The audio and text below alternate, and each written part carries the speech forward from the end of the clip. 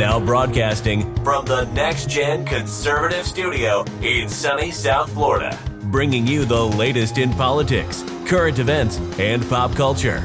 This is the Whitfield Report with Sam Whitfield.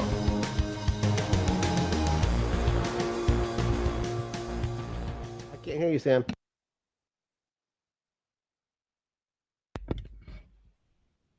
Well, that's typical. We muted the mic, and or I did rather. As I was about to say, or as I was saying, I'm your host, Sam Whitfield, joined by the ghost in the machine, Morpheus. And Good evening, sir. Good evening to you. Unfortunately, Max has died tragically in a fight with a fellow giant. We're not sure what happened, but rest in peace. Max was a real one, and So the only fight that he wouldn't be automatically be the bad guy. Yeah. He we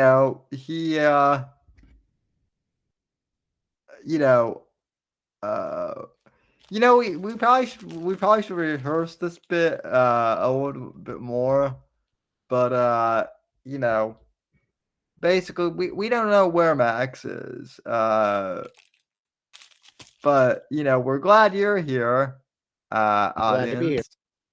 So anyway, tonight's topics. Well, who could have guessed more?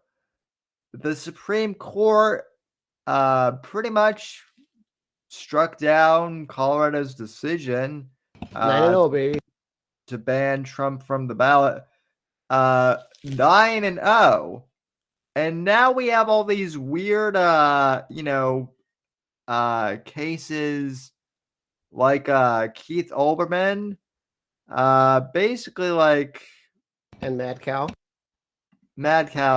No, but Olbermann was like really weird because Olbermann basically like said that he wanted to piss on this, that he literally wanted to take a piss on the Supreme Court, or something like that. Let me try and find the tweet here. That sounds unsanitary. Well, I mean, it is, but it's also like Keith Olbermann, so This is true. Did I ever tell you about the fight on Twitter that I got into with Keith Olbermann like 10 years ago now? No, I don't think you did. Oh my god. So, about 10 years ago, Keith Olbermann, I was at a mall in Florida. I went into the mall with my mom for something, and she went into a store, and I didn't go in with her, but like malls have those little like areas with like a TV or something, and like a couch. You can just kind of hang out there or whatever. Yeah. Well, this like area had like a TV with ESPN2 on it. Not ESPN main, mind you, but like ESPN2. And I guess like Keith Olbermann, he had like a show on there. And I didn't know that he had a show. So I tweeted out something like wow, I'm surprised to find out that Olbermann has a show on ESPN2. Like, I wonder how long that'll last, because he kept getting fired from all these networks. Well, he actually tweets back at me like, son, I've been in broadcasting for a long time. like, who are you? And it's actually like from his verified account. That's hilarious. So it's like from him. So I'm like, well, you didn't last long at MSNBC, and like, you were the top guy there. So and he's like, oh yeah, well, what have you done? And at the time, like, I'm 18, but I'm like, well, I've had a podcast for 4 years and it's done, pretty decent. And he was like, oh, you're one of the so what's hilarious though is like He's doing a podcast now. that's hilarious. That's a hilarious part too. But what's hilarious is at the time, he had this show on. He's like on this big set. And like I noticed that like I figured out that what's happening was like he was tweeting at me like in between segments, basically. That's hilarious. Of his show, because like like right before you can like right before like cable news shows like cut to camera, you can kind of see like a zoom out view of the studio. Yep. Well, I saw so before they like cut to commercial, like they zoomed out and like I could see him like grab his phone and like type something out furiously. And then I got like a tweet a few seconds later. So like I'm kind of assuming that he was tweeting at me. Love it. And like, yeah, I also had like a bunch of like of these like mid 40 something year old dads who are like fans of his being like, well, you need to respect your elders or something like that. And I'm like, all I did was make a comment saying I'm surprised that he was still on TV. Like I could have said way worse stuff, and he's getting like under the collar. Yeah. Also, like if he had said like all his fans are like Keith Olbermann is hilarious. If he had something like funny, that would have been one thing, but like I don't get these people who are like Keith Olbermann's like hilarious. Like even like if you're gonna do Trump derangement syndrome, at least try to be funny, like Michael Rappaport. At least be like Michael. Let's say just be like Michael Rappaport, because he's kind of funny. Yeah, at least like, or at least like, I hate to say this, but at least be like Bill Maher and like try to make a joke, like at least as much as I dislike Bill Maher on some stuff, at least he tries. So well, yeah, so no. Yeah. Maybe he used to try, but not anymore. So look who's risen from the dead. A wild Max appears. The giant lives. So, and man, is he lucky? Man, are you lucky that are you lucky that you showed up? Because more and I were going to concoct a whole story how you like died in like some horrific lost to another giant fashion. Every fucking time, man. I'm dead. Every time I go to the store, I'm dead. At least you wouldn't automatically be the bad guy this time. Show up on cripple people time, I'm dead. Can't win. Well, Morpheus and I were actually ready. We were actually ready to go like around 9, but like we figured in true Whitfield Report fashion, we would make people wait until 9:30. Yep. So, and I was just regaling Morpheus with like Keith Olbermann's story, which I'm not sure if you had heard. that before. No, what'd you beat him in a Taipei death match or? No, 10 years ago, now I just to kind of make a long story short, I trolled him because he had a show on ESPN2, and I was at, and it was a lousy daytime show, and I was at the mall once, and I was hanging out in like one of those areas where they have like a TV, and so I saw him, and so I made like a tweet like saying, "Wow, I had no idea that Keith Olbermann still had a show, on TV." Like, and I wasn't even doing like mocking or anything. I was being serious.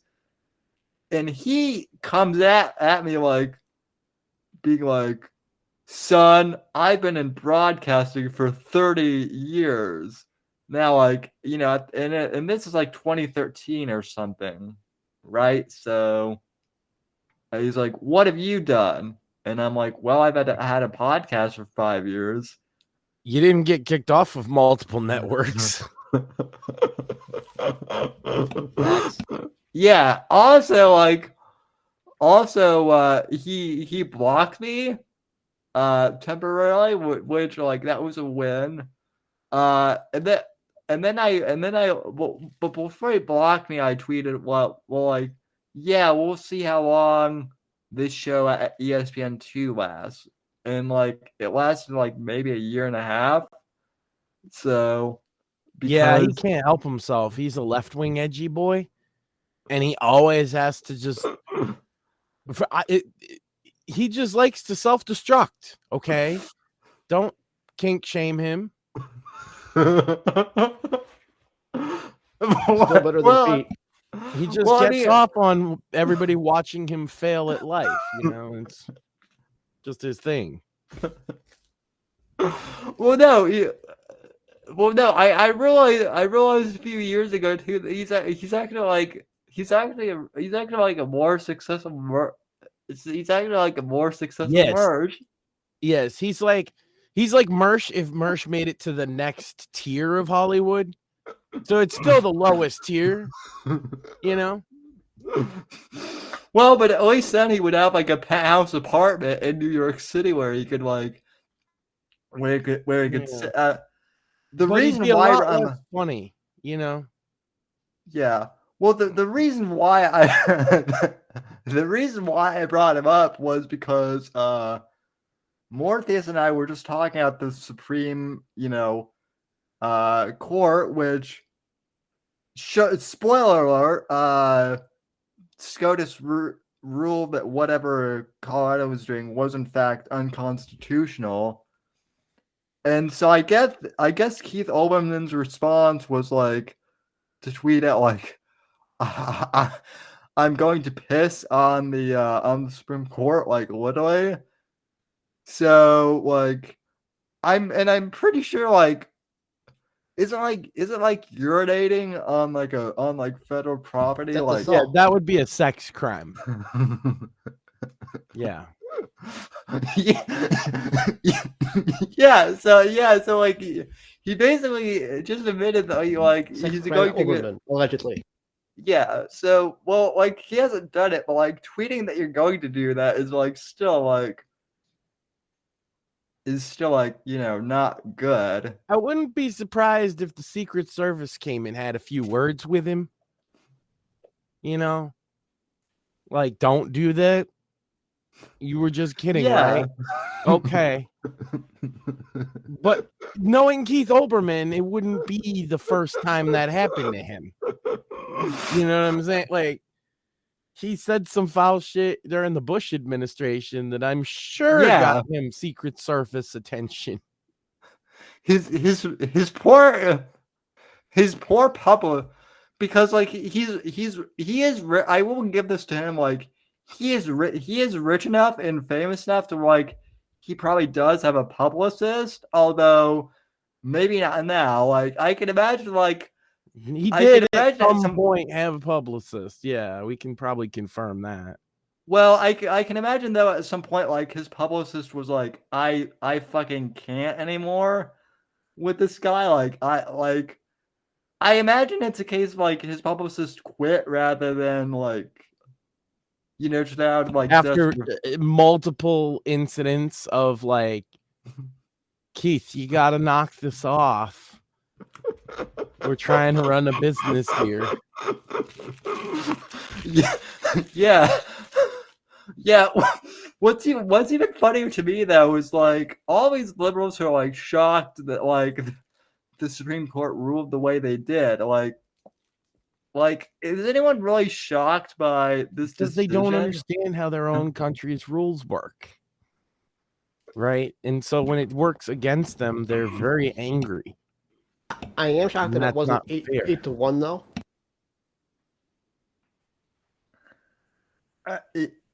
So Morpheus is shocked that like there was no dissension whatsoever. I mean, I'm actually not, because it's a pretty clear, like, from the perspective of the liberal. It's a clear-cut win for Trump. But my point is, you know, the lefties need to try to save face. Well, but it's a clear-cut win for the law, right? That's what I'm saying. Right. It's for the left-wing justices to any credibility in the future, they had to rule the way they did. That's what I think the left doesn't count on, is that they're reading a long game, which says, hey, if we were to just go against it now, one, we would still lose because it's still going to be 6-3, and 2 or 5-4, either way, they were going to lose. And then 2, it undermines vote in the future. So it was unanimous at all. Yeah, and the Supreme Court like generally like does get things right, for the most part. Usually. Depends on how long of a scope you're looking at. Yeah. Also depends on how much scrutiny they're getting nationally too, I've noticed. Like conservatives counting John Roberts as one of their votes is a dumb mistake, because he votes against their interests very often. Agreed. Yeah. Well, he's like one of the reasons why we have Obamacare. Actually, Yeah, he's the reason, because had he voted differently, we wouldn't. So thanks, John Roberts. I still don't have Sam. Interesting thing though, I'm having a race between the public sector. Well, the publicly available insurance, or whatever you want to call it, right? The insurance that I can get. Yeah, so I just paid glasses.com $50. We're gonna see who gets me a set of glasses first. Yeah, the answer after 2 weeks is nobody. Yeah, so I was trying to explain to Morpheus that like trying to get a pair of glasses for you is like trying to get like a gun in New York City, basically. I would wait a lot less, especially if I was willing to spend a couple dollars, which is exactly the case, and I still don't have glasses. Yeah. Thanks, Obamacare. Very cool. Yeah, I'll see again one day, I'm sure. Well, it's too bad that you are blind, Max, because I do have something to share with you and Morpheus and the What's audience. in the bag? Yeah. So I got this package from Amazon today, and tell me it's not a big black dildo. No. Oh, okay, good. Then I had nothing to do with it, audience. No, I don't think it is. But no. But it could be. Is it shaped similar to a penis? No. No, it's okay. Well, It's then you can shaped- be pretty sure if it's not shaped like a penis, then it's probably not a big rubber penis. Unless they started shaping them like different things now. I doubt it. It's something you'll be excited about though, Uh-oh. Max. So in my hands, I have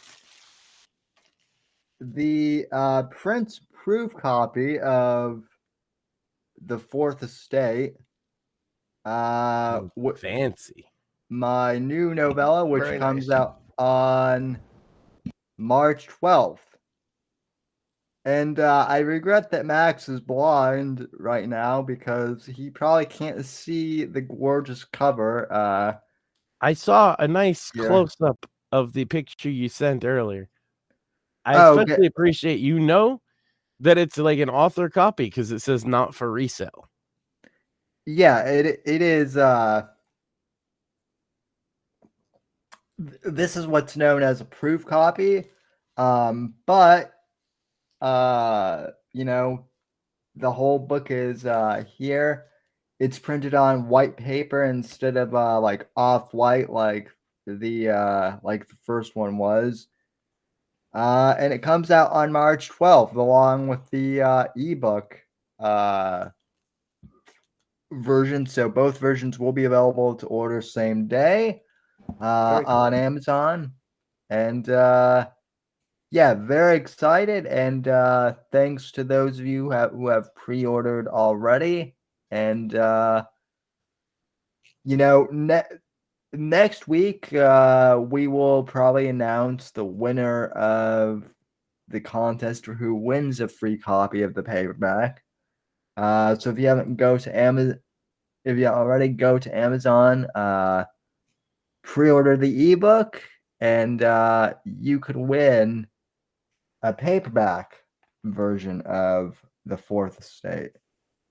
There you go. So Is the paperback ready, open for pre-order? Unfortunately, no. And Max and I talked about this last week. For some reason, well, it's one of the great mysteries of the universe. Actually, like no one knows why Amazon won't allow indie authors to do pre-orders. It might have something to do with their internal bookkeeping or something like that. But it's probably some really stupid reason. Yeah. Could be. But it's like, you know, since it's print on demand anyway, like you would think that like you would just be able to like pre-order it and then Just order the damn book. Maybe yeah. they just don't like organizing pre-orders for every indie author. Maybe it's literally just that. yeah, Do we know if although they did it for Jack Pierce? well, I think Jack Pierce's I think his KDP account actually got banned, probably. Good. I mean, he makes different Amazon author pages and re-uploads the same books. So, which is actually like a violation of their TOS. So potentially a crime, yeah. So yeah, you know, so Biden, so Trump won again with the Supreme Court. Biden, I guess. You got it. Biden's essentially won his primary. You got to give him that. Woohoo. How? I did. Well, Biden's also got the Biden's They also would vote got for the, a corpse at this point. I feel like. Biden's also got the state. I mean, they did vote for a corpse the first time. Go ahead. Yeah. Well, Biden's got the State of the Union address tomorrow. And people have been wondering if we're gonna stream that. I mean, I don't know. Do we want to like talk? State of the Union is great, Jack. No, I'm not gonna watch Biden lie for 5 minutes or whatever. I kind of want to see if he could get like a word out coherently at this point. Like that would actually be more entertaining because I at this point like I could totally picture him like starting on something and being like, and the State of the Union and hey, you know, in 1987 my porch was in the garage and it caught fire, man. So We used to tie onions to our belts, as was the style at the time. Yeah. Yeah, the State of the Union's just going to be old man Biden story time. It always is. Yeah, Listen, Jack. Yeah, so why would I subject my leg hair would get bleached in the sun? So why would I subject these two fine gentlemen? Corn Pop is a bad dude. He runs with some bad boys. So, yeah. If he made Corn Pop his running mate, things would be so much better. Do we even know who Corn Pop is, or just like some guy came forward and said it was him, and he basically said that Biden was lying and that they had a fight and he beat him up. That's hilarious. Which sounds a little more like realistic to me than I'm gonna wrap this chain around your head, Esther Williams. They found Esther Williams and he was like, yeah, I don't know, that guy was full of shit and he had a big mouth. Needless to say, I don't think Esther Williams voted for him. No, although that means that he's not black, so take that for what it's worth. Well, although, you know, how can that be, Max? Because he got the most votes of any presidential candidate ever. Oh, wait, we're on Rumble, so we don't have to lie about it. Yeah, but Corn Pop is a real person. So he didn't vote for Joe Biden. Well, I mean, the real Corn Pop didn't. But what most people, I think I haven't figured out. The Corn Pop that Biden is thinking of has to be his imaginary friend, Corn Pop. Yeah. Corn Pop's been hanging around in his head since that incident, but it's just an entity he created. It's like a stereotype of a 50s black man that hangs out with Joe in his head. That's a better sitcom than it is the fact that this man is our president. Like, it sounds like a funny cartoon show until you think about we're talking about the real president of the real United States of America. Yeah. Who has Corn Pop in his head.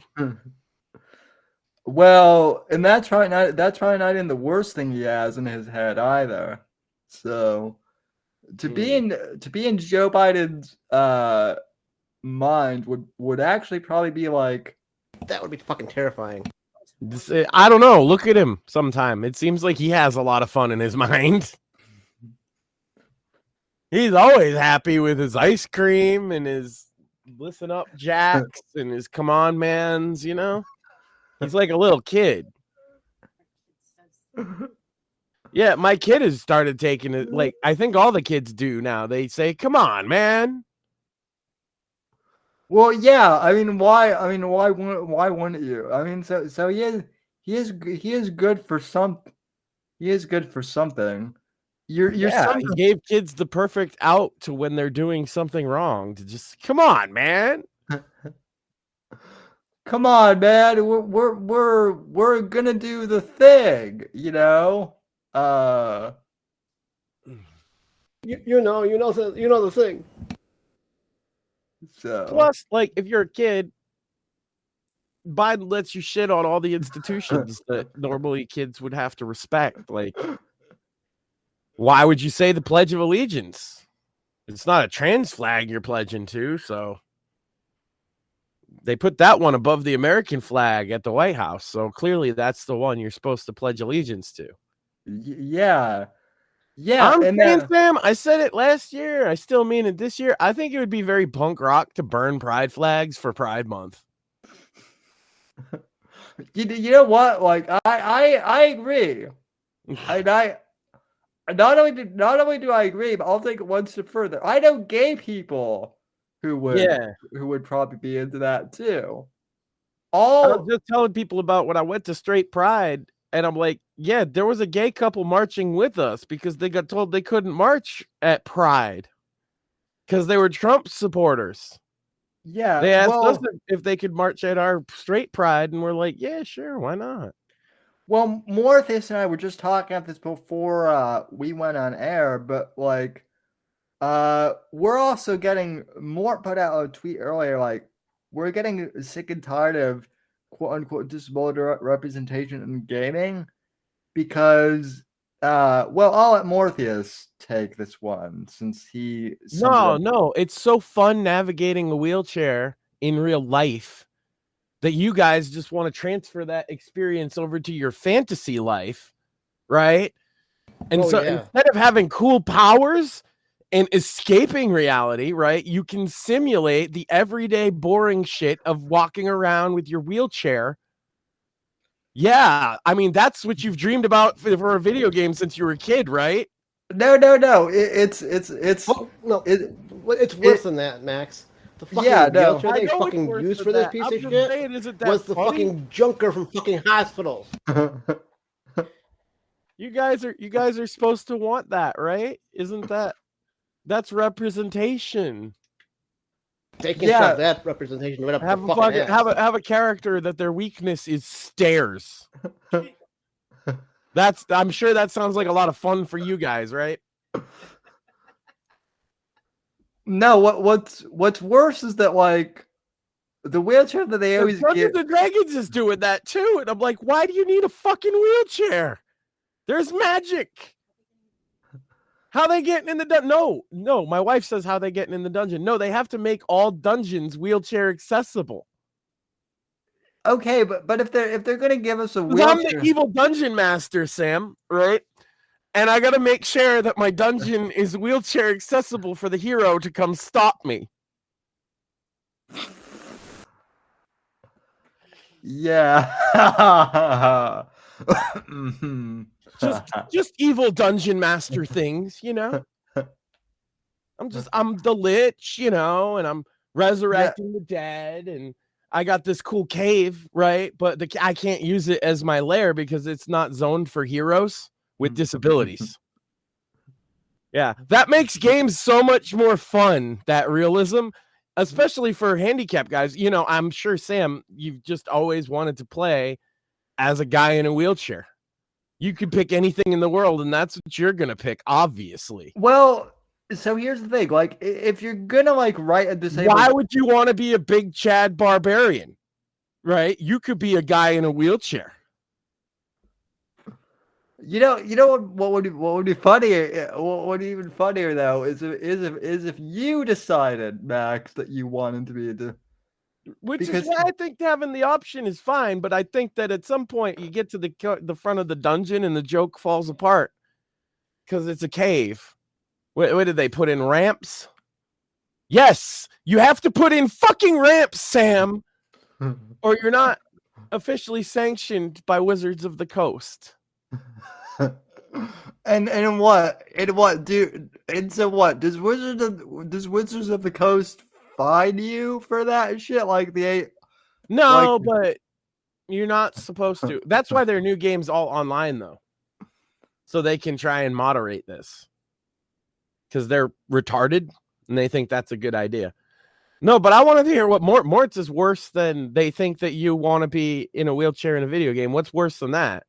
How dumb are they? The fucking wheelchair they fucking use is the piece of shit you fucking use in fucking hospitals.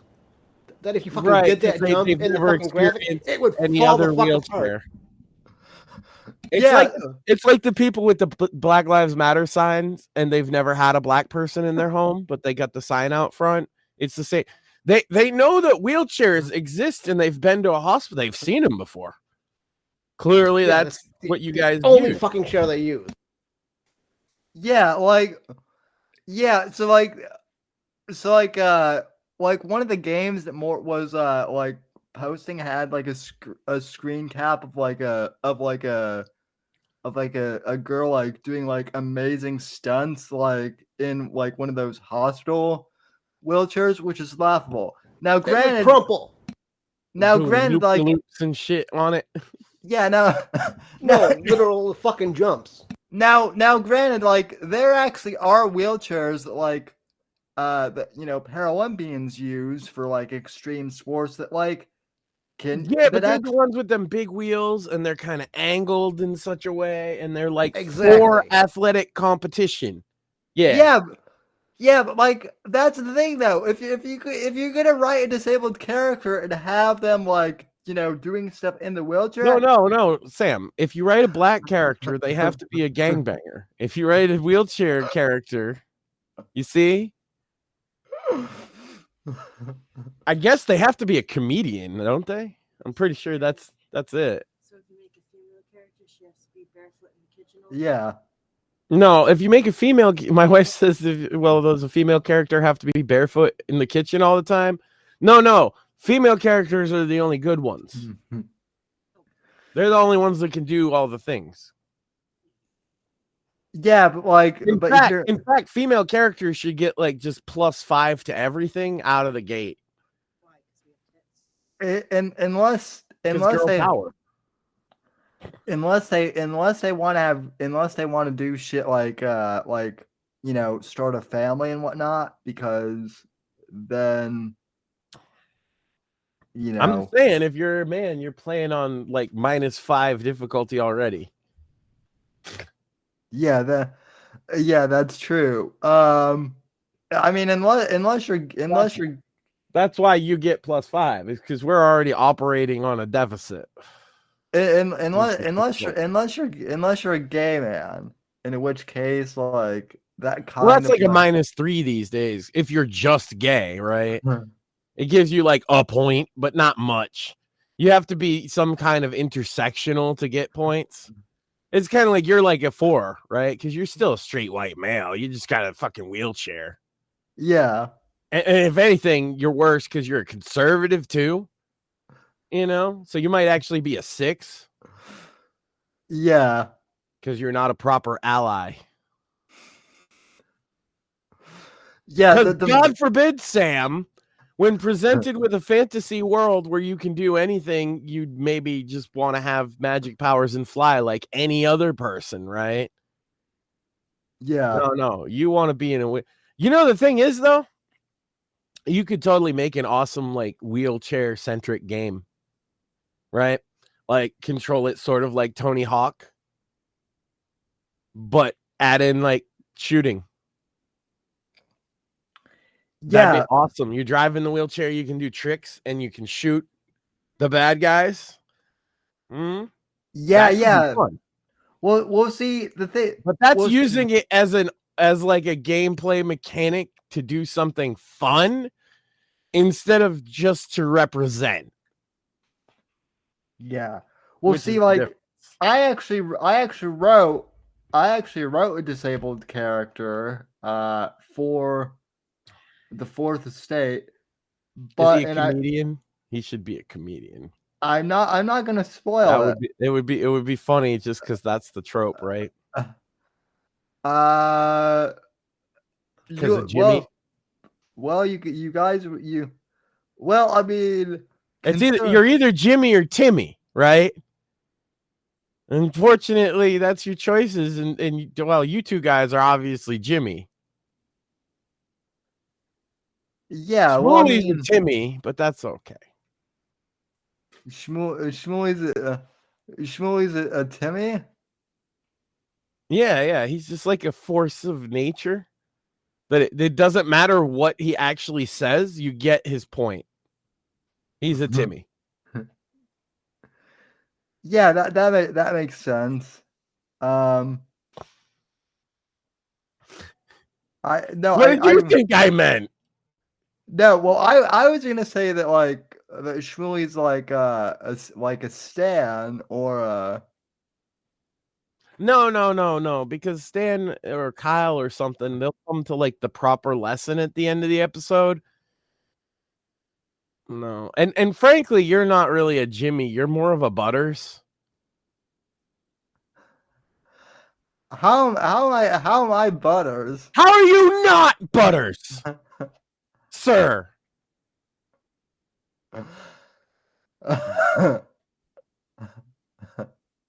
He laughs exactly like I would imagine Butters to respond to that question. That's actually a good question. Well, I was gonna say that Shmuley is Cartman, but that's like too cruel. And also like I like to think I'm Mr. Hanky. No, I would actually say that you're more like you're more like Mr. Garrison before he went No, why I got to be the trans character? You're the trans character before he went trans. No, he's way too serious though. Well, if I was gonna be any of the weird gay characters, I would be Mr. Slave because he's just chilling. well, no, no, he is. He's just like down for what like he never gets mad. You know, gerbil in the butt, sure, why not? Well, no, well, I'm super. Thanks for asking. You know.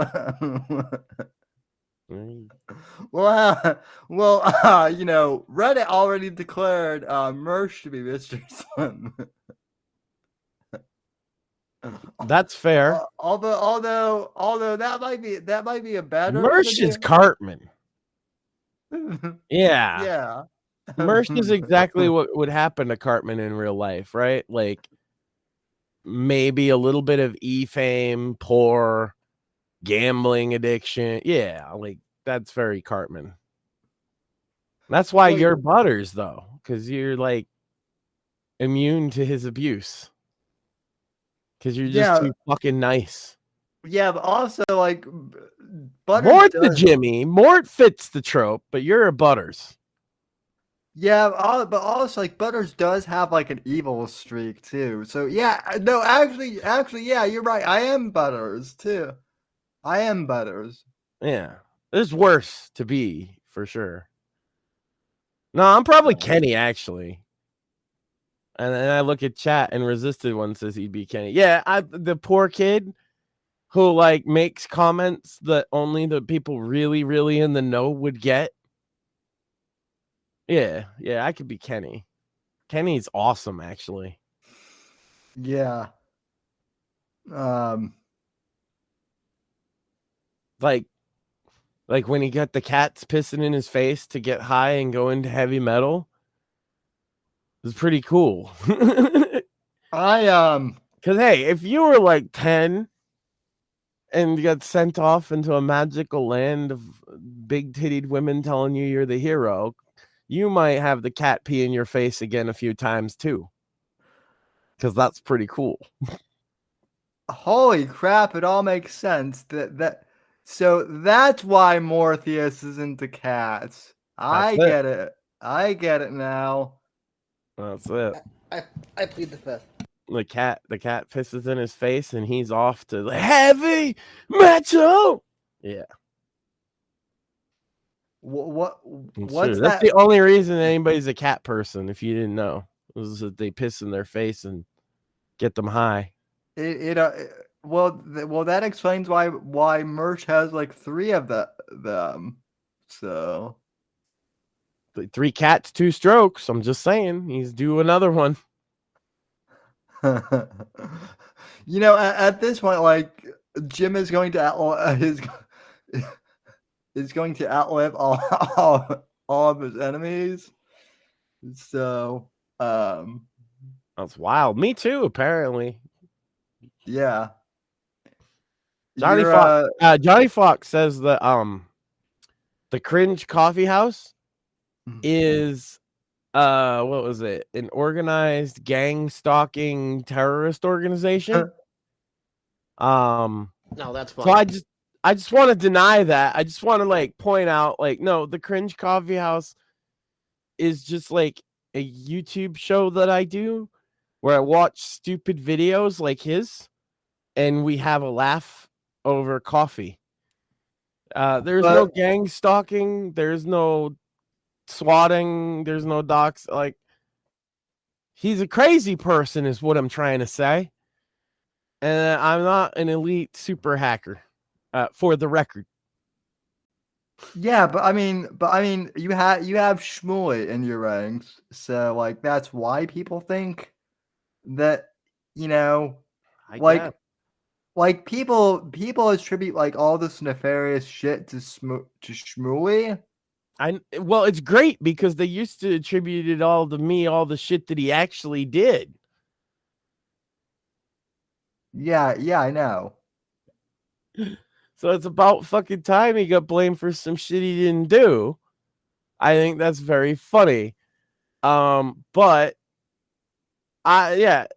he's not even mentioned. Neither are you. He mentioned a bunch of people that I think I talked to one time and said they're all part of this Cringe Coffee House organization. And yeah, my retort is that he's a paranoid crazy person.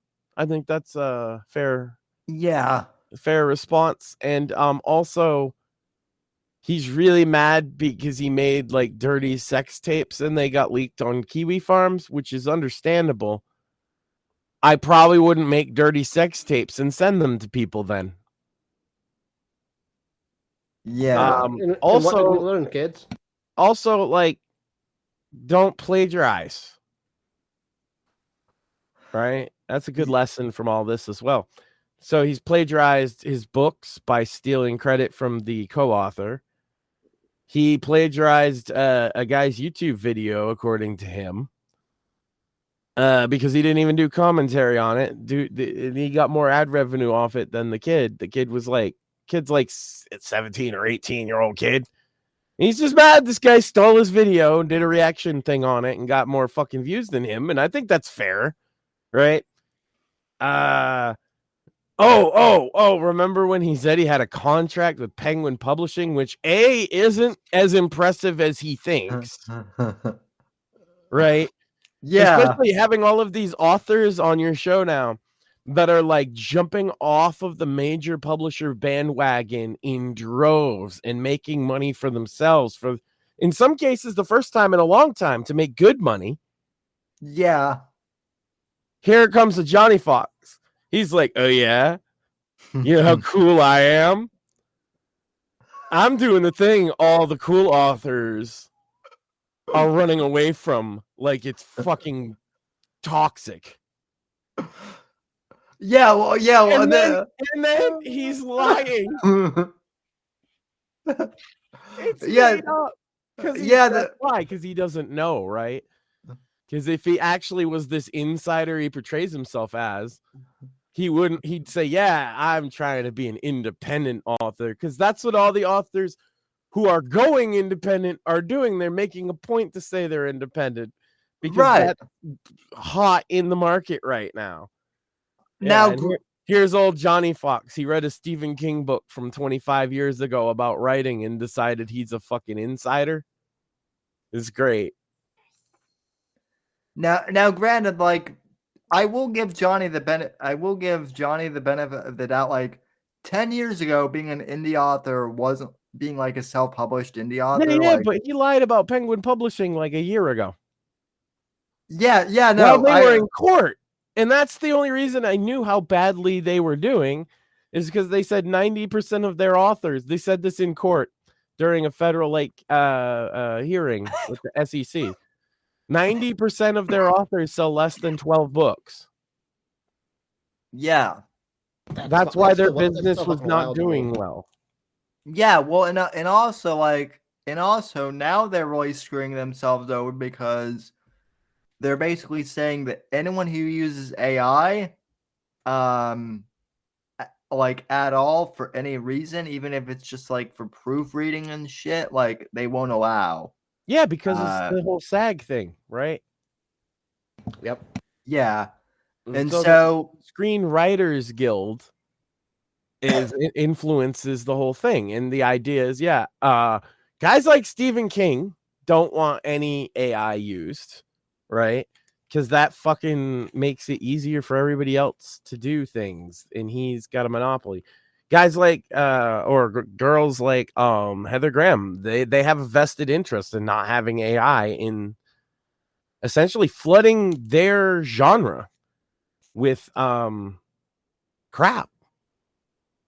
Like it makes sense why they feel that way. You know what I'm saying? But you're right. It is going to leave them, I think, in the free market lagging behind. It makes sense. Like their complaints. It makes sense if you're a boomer, old school author that's made your name, made your money, right? But if you're somebody else, like this is a tool that can help you get an edge. Yeah. Well, that's what I'm saying. Like a lot of the people who are complaining about AI don't actually understand. Because what they're concerned is that like AI is going to write like a whole book and it's going to outsell them, right? Well, if that's the case, like if that were actually the case, then I could understand. Like if you just tell AI to write a book without any details. Their concern is generally not that, though. Their concern is getting their book buried in a sea of AI generated trash. Right? Because now the market is so oversaturated with like imagine you're Stephen King and now there's like 800 stupid horror stories similar to yours. Because I'm sure there's an AI that could just generate a Stephen King book. Right? Because there's they use Bibles of words. You just put all of his books into it. He's written so much, it's fucking inhuman. Yeah. And I'm sure you could get it to crap together a book that would then be competing against him, and it used his words. I understand their concern with it, but the problem is they're just going to get outcompete by the AI, whether they like it or not, whether that's fair or not. That's what's going to happen. That was their whole worry with like self-publishing. That was also their whole worry with self-publishing, though, was that if we just thought any Joe Schmo they were right to some degree. It made what self-publishing through like online mediums has done for the publishing industry has actually twofold. Yes, now anybody can get in. However, the rich do get richer and the poor do get poorer in a sense. In the this is why like all your friends are going independent that you've been talking to, right? They're not making as much money, but a Stephen King is making more, right? And so he has a vested interest in keeping things exactly the way they are now, right? You know, but so many of these independent, like Johnny Foxes, a lot of Johnny Foxes who write like badly come along, right? And now Johnny Fox is technically competing with Stephen King, you see. And so he was right in that sense that it would flood the market with crap. The thing is, if you're the top dog and you're writing like will sell, then it kind of doesn't matter. The problem is if you're not the top dog. Yeah. And you're on a publishing label, and that's why these guys are getting off of it. They want to do their own promo. Because if you're not the top dog, the publishing companies are trying to make money, and they make money off the top dog. They don't make money off the mid guy. Right. They don't make money off the jobber. They make money off of Stephen King. They make money off of Dean Koontz. They make money off of the big names. Yeah, well, that's another problem though. It's like even the smaller guys who write good stuff, like Eric Bishop or Steven and like Steve and Eric were both like top tier authors at their mid-sized publishing company. Right. But that mid-sized publishing company went out of business because not because they didn't have a good product, but because they weren't. The other problem is like bookshelf space, because advertising, promotion, shelf space at a store, retail. Yeah, shelf space is distribution, finite, unfortunately. Yeah. right? If let's say you get locked out of Barnes and Noble as a publishing company, where are you going to distribute your books at all? Online only, right? Yeah.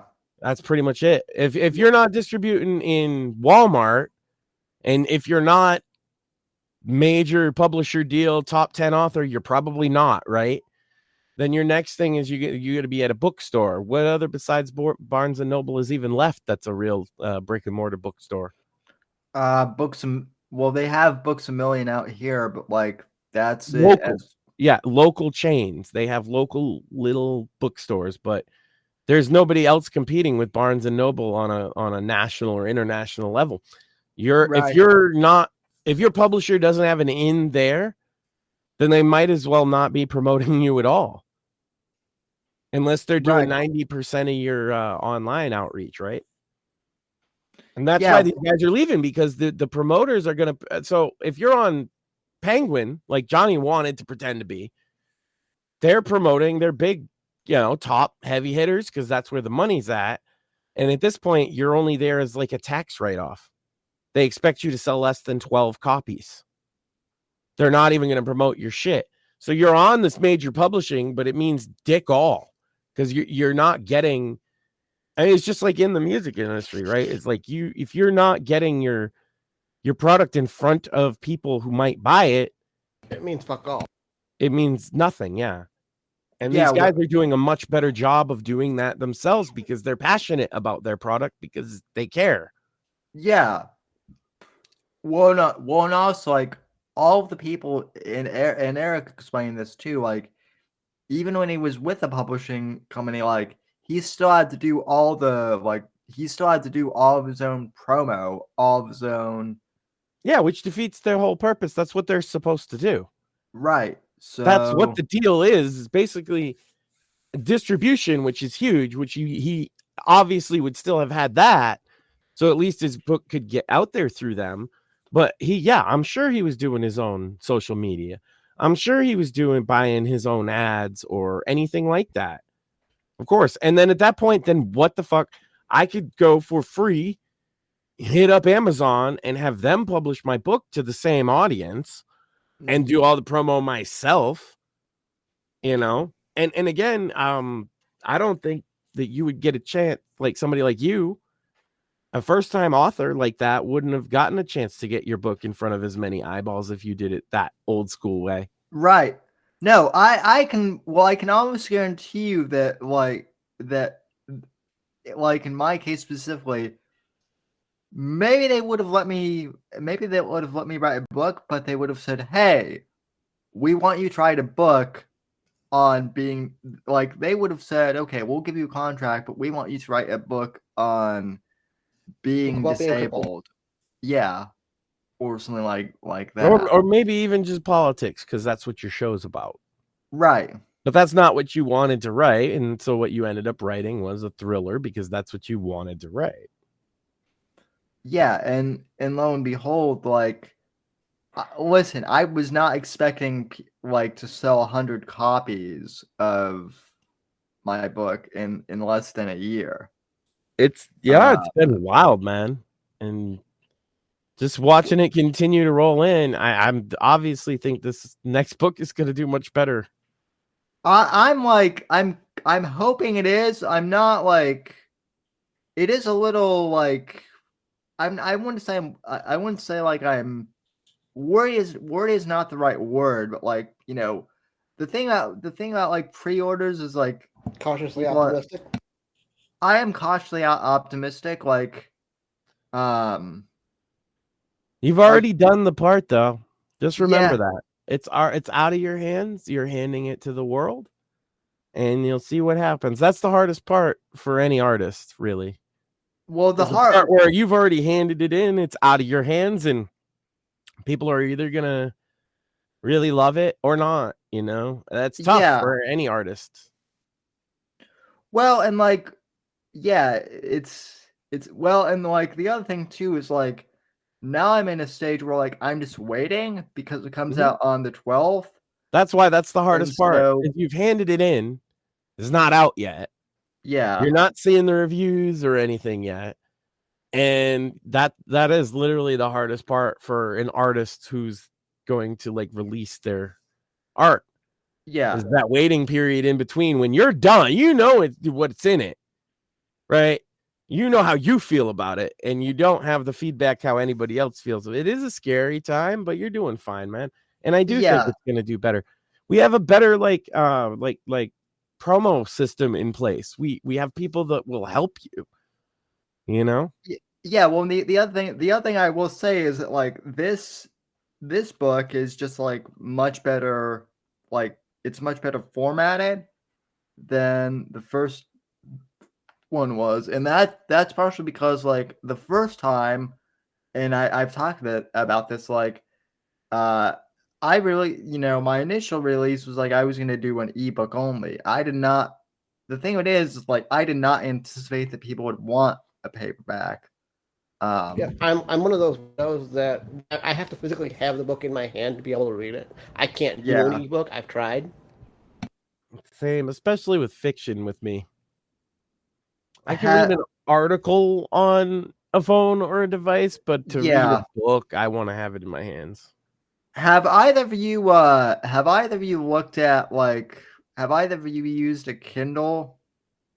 Like not like a tablet, but yeah. They're all right. Yeah, I still I tried. I still can't do it. I gotta flip the pages, man. I don't know. That's fair. Like for me, there's something about that new book smell to me. Yeah. See, this is one other thing I want to point out here too. This is another thing I like about self-publishing, right? This is a 5x8 paperback, but the print size in this book is 14 point. Now, why is it 14 point, you ask? Because I actually want to be able to read. Right. Not quite large print, because 14 is not large print, but nice and big for sure. The biggest problem I have, and part of it is with I do have visual tracking issues, so that's like I get why people don't like ebooks. The reason why I like ebooks is because with most books, the print size is so small that I have trouble reading. So, so your book, you wanted to be able to just read it. Yeah, and I want other people to be able to. So, like, fair enough. But like that's also why when I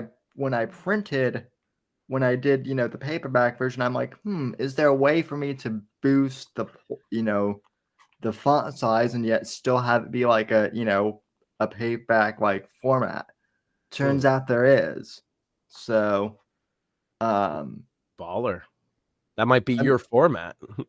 Yeah, well, because I mean the other thing I too, and I'm sure like I know that Morthis can probably attest to this, but like if you go to the library and ask for like large print books, like the large print books are like, that's what I'm saying. They're not 14. They're like 20. Not at all. They're like fucking giant. It's not in that. It's not in that. Like the size is the font size is one of them, but like they're fucking heavy too. Like it's like a tome every time. With it. Like it's like, what are you handing me, a book or like a 4-pound like barbell? Like it makes you feel old reading it too, just because they're so fucking huge because you can't see. Yeah, when I was a kid and I was like reading Lord of the Rings at first, like I was 10 and I could barely lift the book. Lord of the Rings large print, that is insane to think about. Yeah, that weighed like 100 pounds total. Yeah, and I was like 10, and like I was kind of like a runt back then. So like, Lord of the Rings are pretty big fucking books, like normal print. Yeah, no. So like that's why I'm saying like I get why people don't like I get why people don't like e-readers, but like when the first Kindle came out and like I will say this, e-ink readers are better than like LCD displays, like if you're gonna read a book, because they are more like paper. Yeah, there's just something about, because I don't have any up close vision problems. I Right. can read just fine. I can even see my computer, but like I have to lean in to read messages. If you notice, I've been quiet. It's because I can't read without like straining myself. So, but yeah, I can read books whenever. In fact, my vision's probably so bad because I used to read in low light because I would get told to go to bed and I'd keep reading my books. You and my mom have the same thing. Yeah. Hey, man, I just wanted to see what happens next in Swiss Family Robinson, okay? I get it. So, But don't do that, kids. The kids that would watch this show, which don't watch this show if you're a kid, but now kids or adults, like the thing I don't get is like all these all these young kids who have to have dark mode on their phone like all the time. Well, and they don't seem to get. I have blue eyes, right? And so like light mode's much more pleasing to me.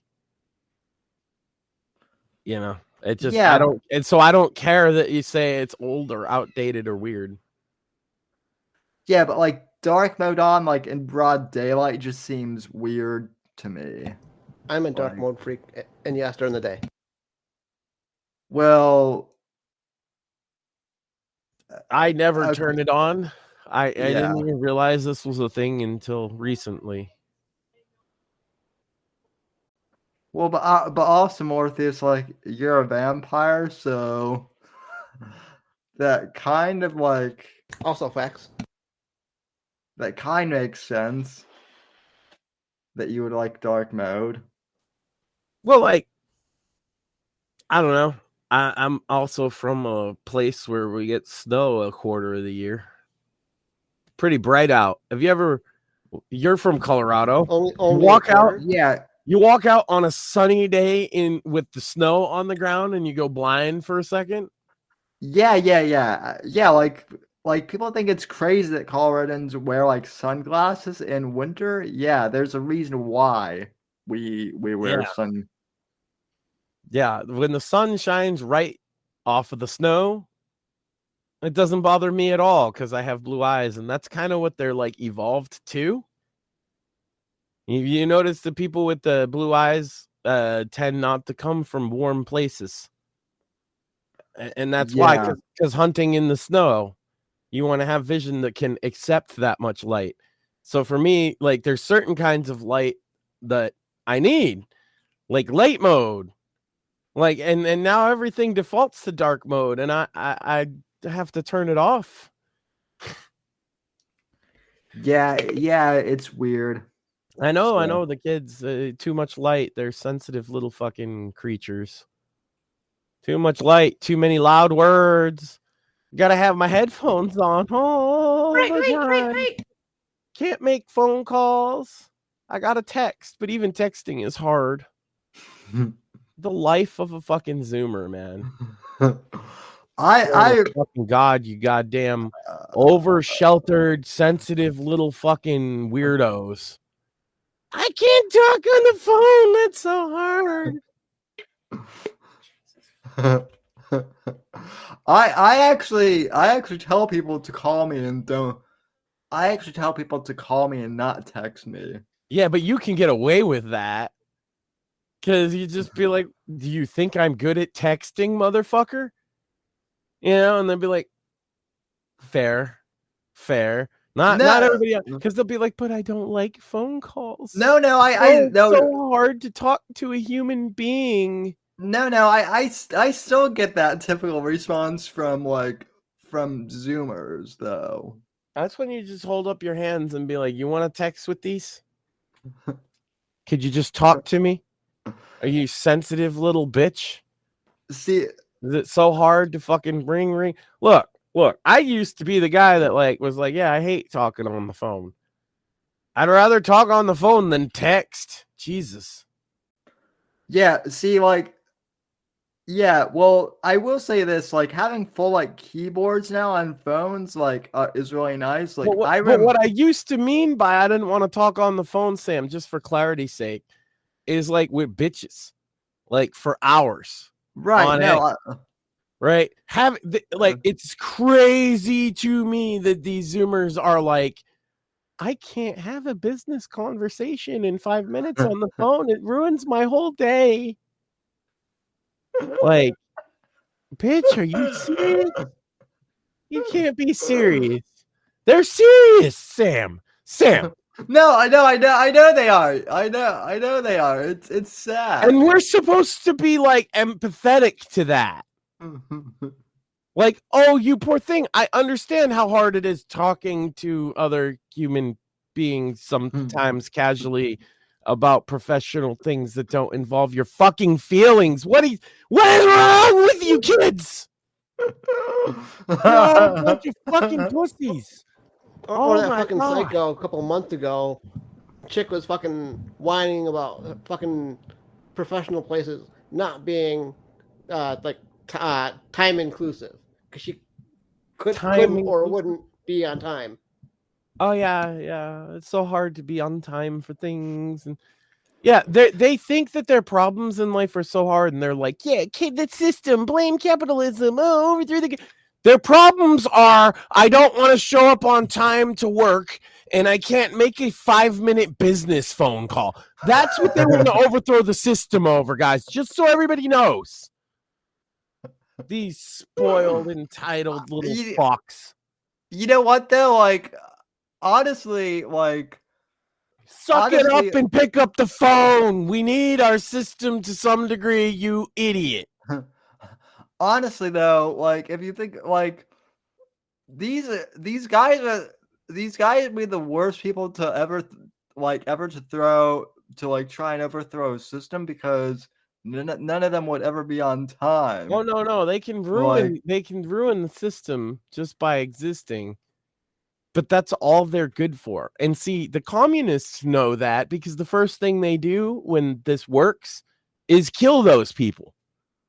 Yeah. Not even people like you and me, Sam. We're the opposition. They give some respect to the opposition in that regard, that if they just outright kill them, that's a bad thing to do, right? But see, the problem is that when they do take over, okay, nobody likes those people, including them. Yeah. Because all they're good for is destroying. They're not good for building anything. Because they can't make a business phone call without having a panic attack. So, when the revolution comes, they get lined up against the wall because, one, you are a revolutionary that worked to overthrow the system you hated so much. And two, you're useless. Well, they all wanted. What happens? Look it up historically. That's what happened in Russia. That's what happened in Germany. It's what happened in Cuba. It's what happened in Venezuela. It's what happened in Chile. You name it. That's what they do. Well, you ask them what they're gonna do after the revolution, and they're like, oh, I don't know, hang out at the coffee shop or something. I'm gonna write party poetry. It's like, no, you're gonna be in the factory, motherfucker. If anything, right? That's why I'm saying you better hope that you have some skill that the party would want, because as it is, you're the guy that disrupts society. So that's big strike one, which it almost counts for two when you're trying to build a society, you know, and then strike two, which would be really strike three, would be being useless, right? And then they can just line you up against the wall because then you're only worth what?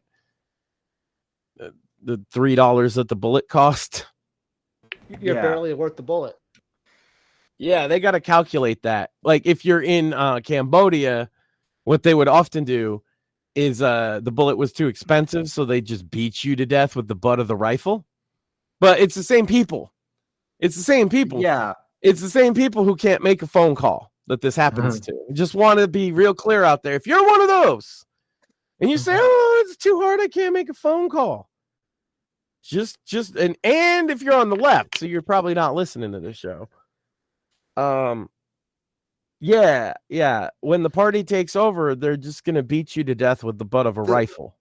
The thing that always gets me, like, apart from all of that, like, are all these Zoomers who are like, oh well, I don't like talk to my girlfriend. We just like chat on like Instagram. Oh, the Johnny Foxes, right? It's like, well, I chat online. That's the same, right? No. No. I just wanted to be clear though. It's not the same if you're only like talking in texts. I'm not even saying that though. I'm like saying that like and not having actual sex. I mean, I think that's kind of an elephant in the room for it. I'm saying though that there are young people I know who like they've met in person. No, I get that.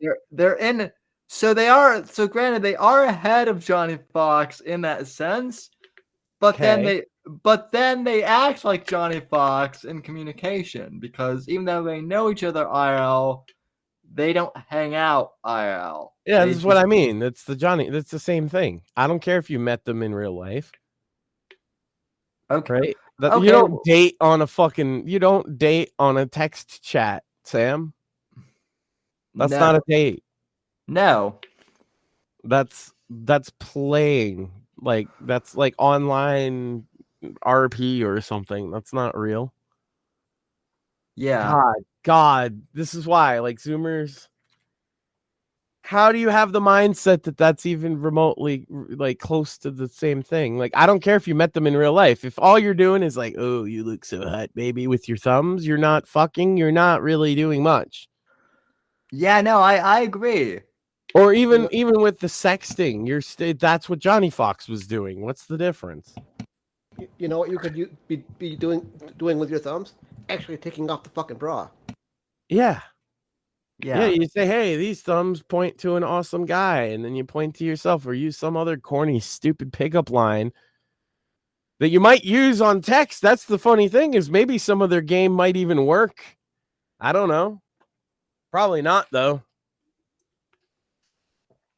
No, I've made a staunch point in my life, even long before I met my wife. Yes, online chatting with fucking broads was a thing. No, I thought it was stupid then, 20 years ago.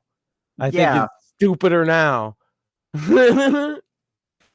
I think the thing that's laughable to me is people who like actually think they're gonna get like an actual relationship from what is it, Tinder or Sam says what is it if he's not on Tinder? Sam's slamming all the Tinder pussy. I'm not. You've been exposed. You've been exposed. We all know it. You had to throw that in just to give doubt on yourself, and now it's exposed. I tried Tinder once a few years ago. Oh, now it's different. The story changes. No, the one I'm on right now is but like the one I'm on right now, which isn't quite as bad, but it still sucks, is Bumble. So any ladies out there? But Bumble like your way on over to Sam, and maybe you can bumble your way into his heart. Because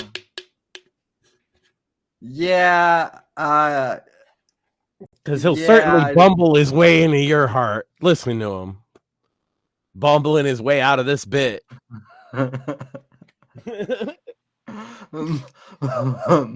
more like hobbling my way out of this bit. Fair enough. So limping limping on PCP. So what else sucks about Zoomers? I mean, let's just fucking do that. That's fun. Why avocado? I never understood. I guess that's millennials too, but like, why avocado? Anybody out there? Just why? I don't It like doesn't taste particularly good. other I get guacamole, but other Sure, than yeah, that, but that has context, right? yeah, I don't.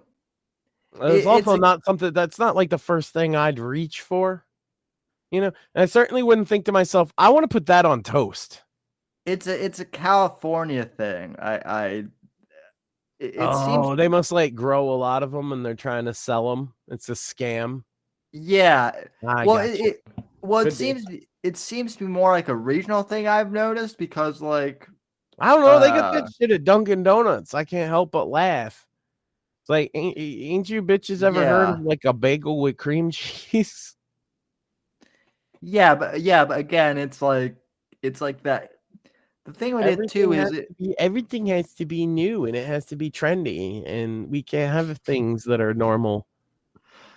Well, see, like that's the thing. Kind of circling back. Oh my god, do you have a Stanley Cup? Oh my god, it's like the best thing ever. I know it's just a water cup, and yeah, I mean they have lead in them, but like I gotta have them, and we'll get all together and have our Stanley Cups and do a TikTok dance. Yay! Oh my god, women are fucking retarded. Clip that. Yeah, and C Max wonders why I no, women will get upset. Like my wife groaned when I said that, but like here's the question then. Is like, are you like proud to be of the same like anything as those people doing the TikTok dances with their lead cups? Does that make you proud to be a woman?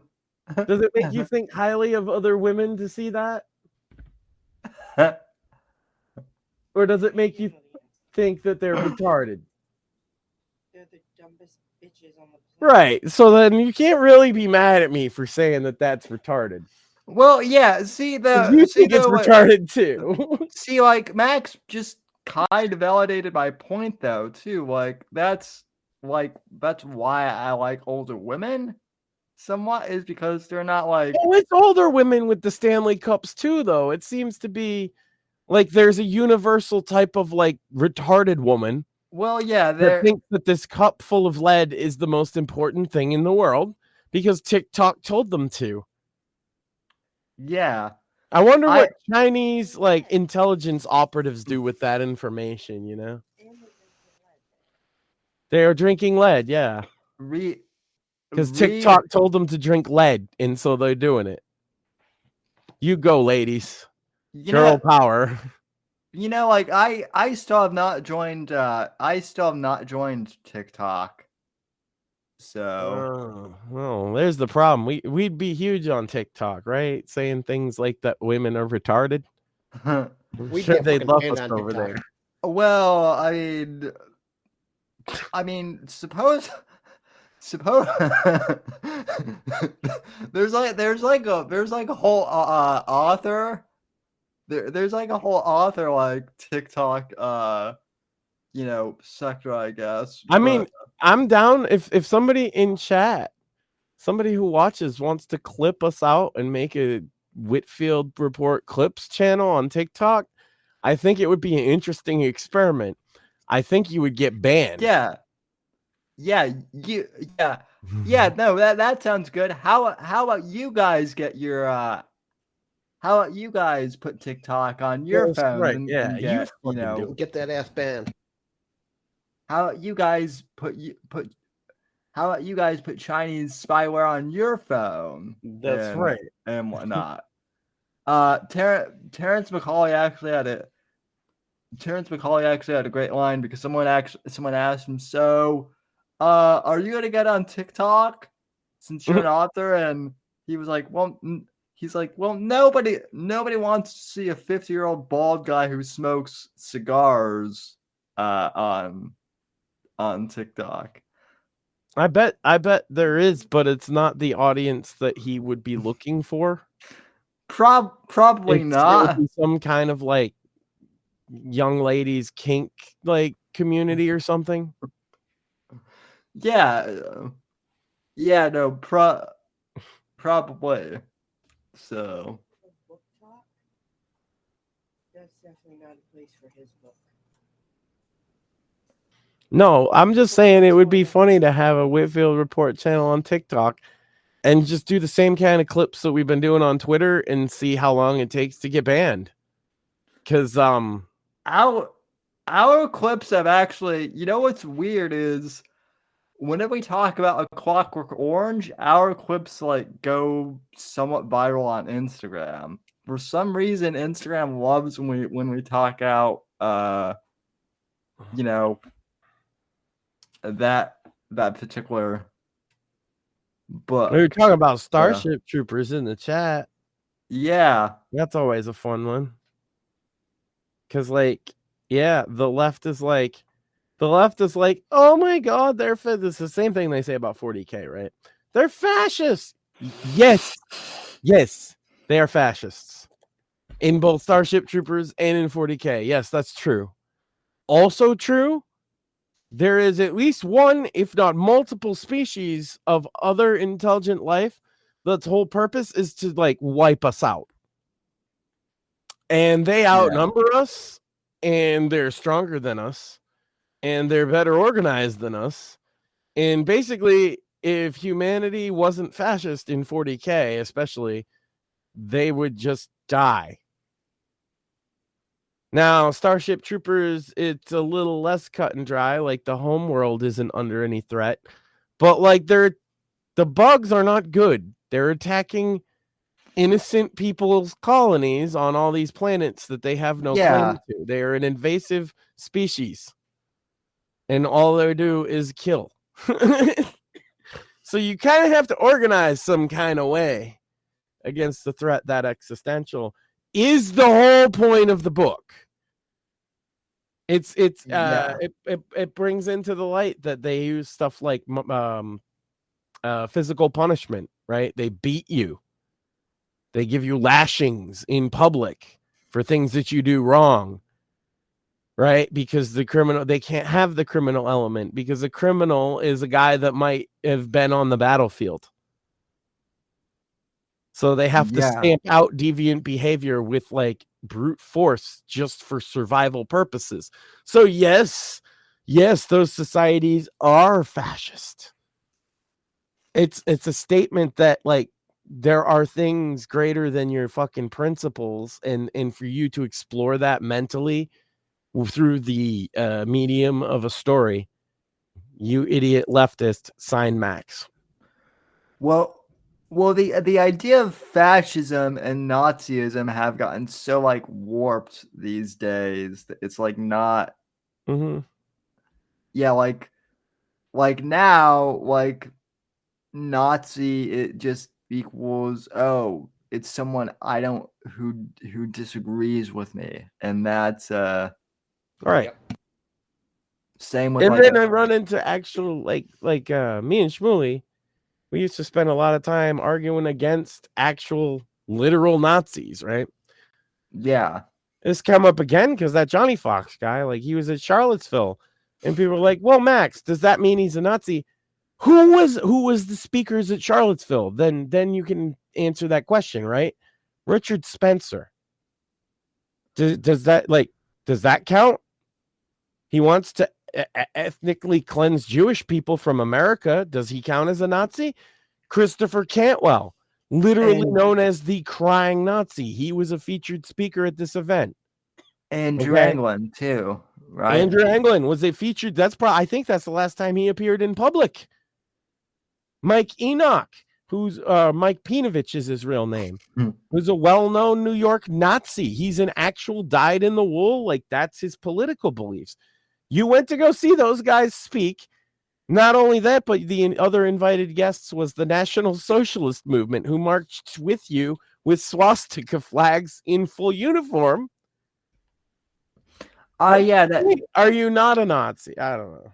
Yeah, that's the other thing too that none of these people like to admit is that like Nazis are actually socialist. It's literally in the fucking name.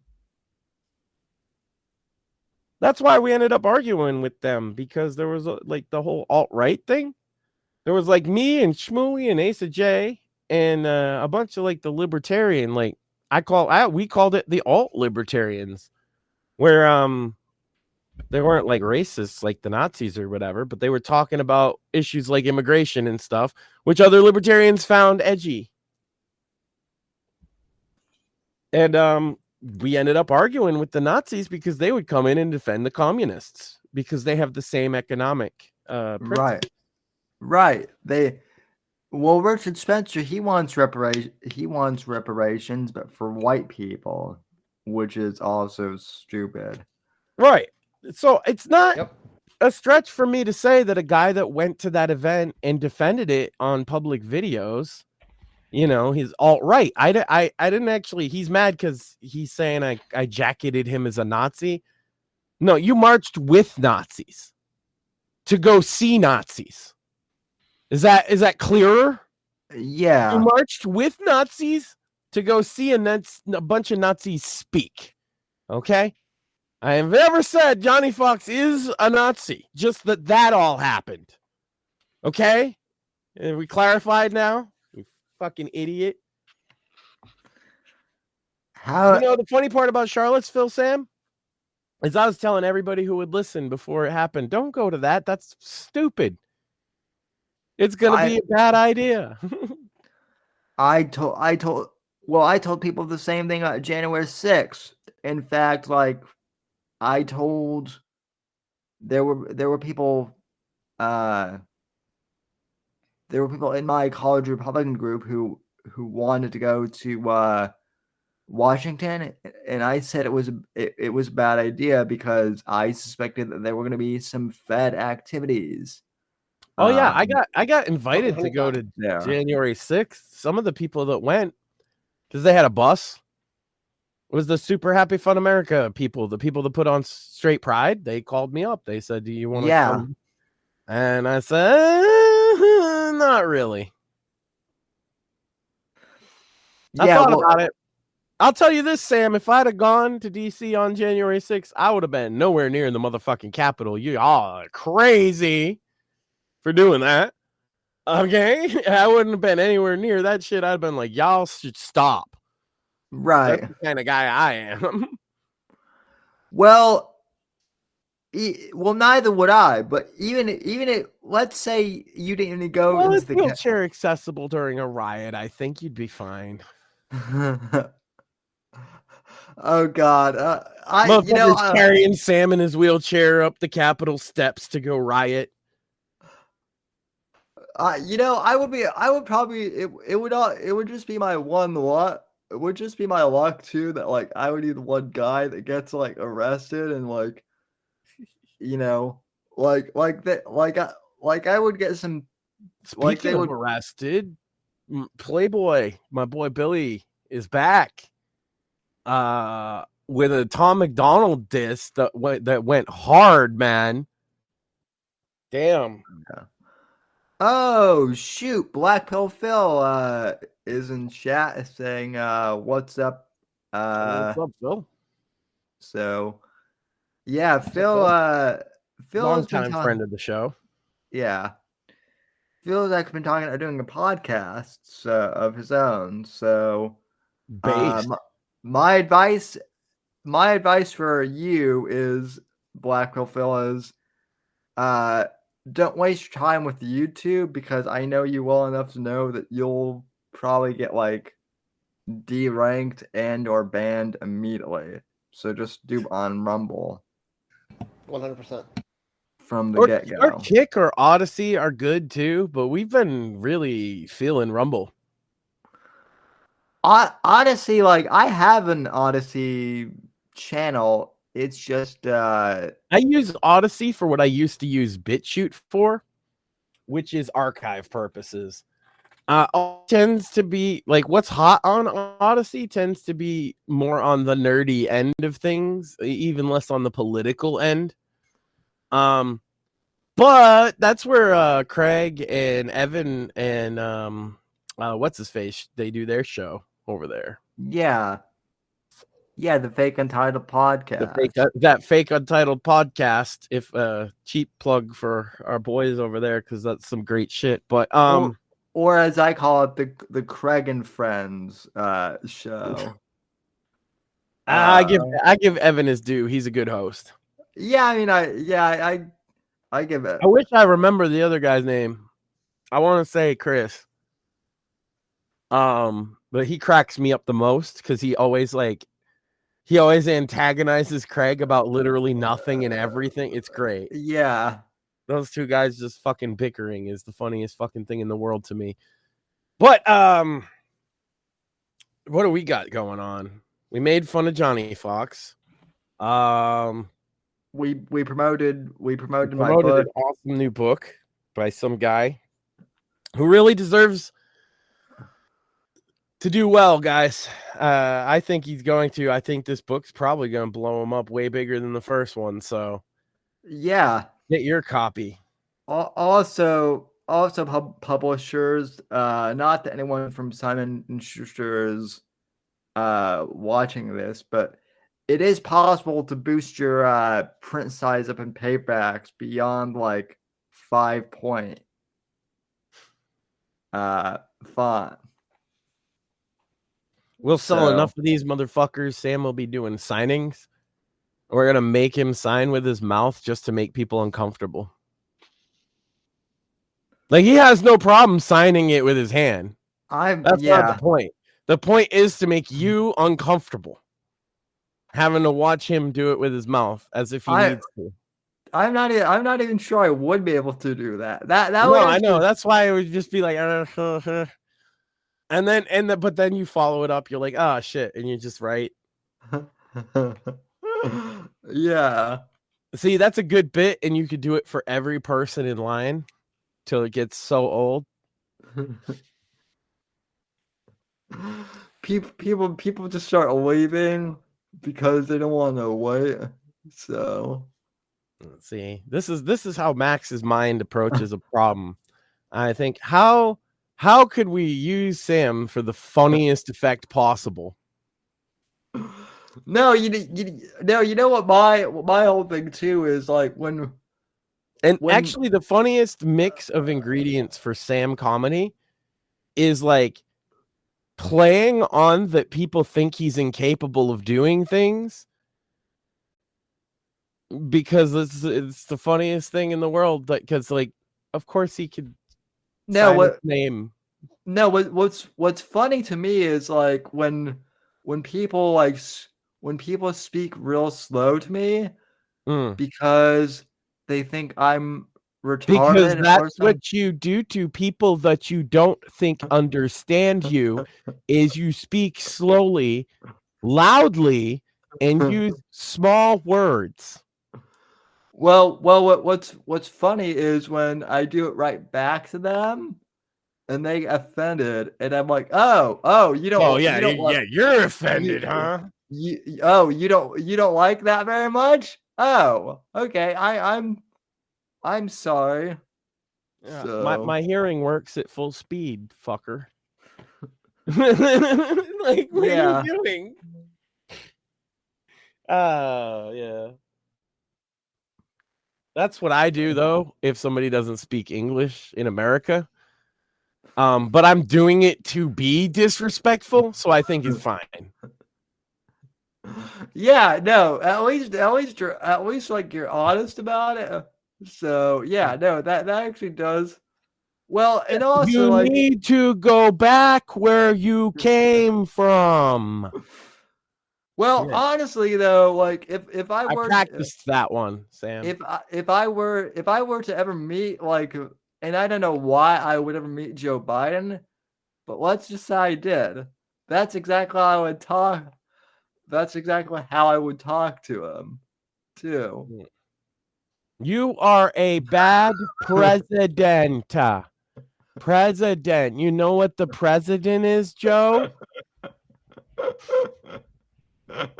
No pudding for you, Joe. I've got ice cream if you resign. Go take a nap, Joe. in Minecraft permanently. Where's Ashley? No, Joe, you need to stay away from Ashley. You know what happened when her diary came out. Sorry. Oh, that reminds me, Max. Thank you for reminding me of this, ladies and gentlemen. We are well, I shouldn't say we're the laughing stock, but you know things are bad when when Italy is making fun of Biden. Those fucking Italians. You know what them Italians will do, Sam? They'll steal your flag, put it up behind them, and act like it's real original and cool. And the whole time you're like, bitch, that's $5 on Amazon, and you're acting. No, what? Tell me about the Italians, Sam. Well, they have like so they made fun of Biden on their like version of like Saturday Night Live or something, and the whole like. How do you do a sketch comedy show in a country where they piped porn into their parliament? What sketch is funnier than the real thing that actually happened there? It was Final Fantasy based porn as well, if I recall.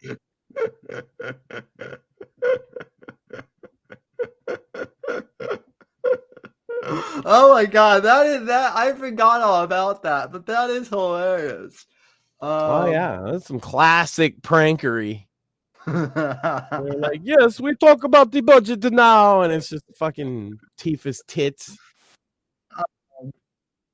Yes, as you see right here, right around the nipple is where we peaked in the economy.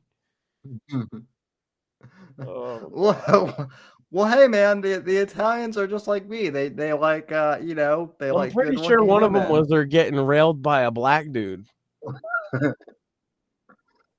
So, I'm pretty sure it was like hardcore pornography on the Senate floor or whatever.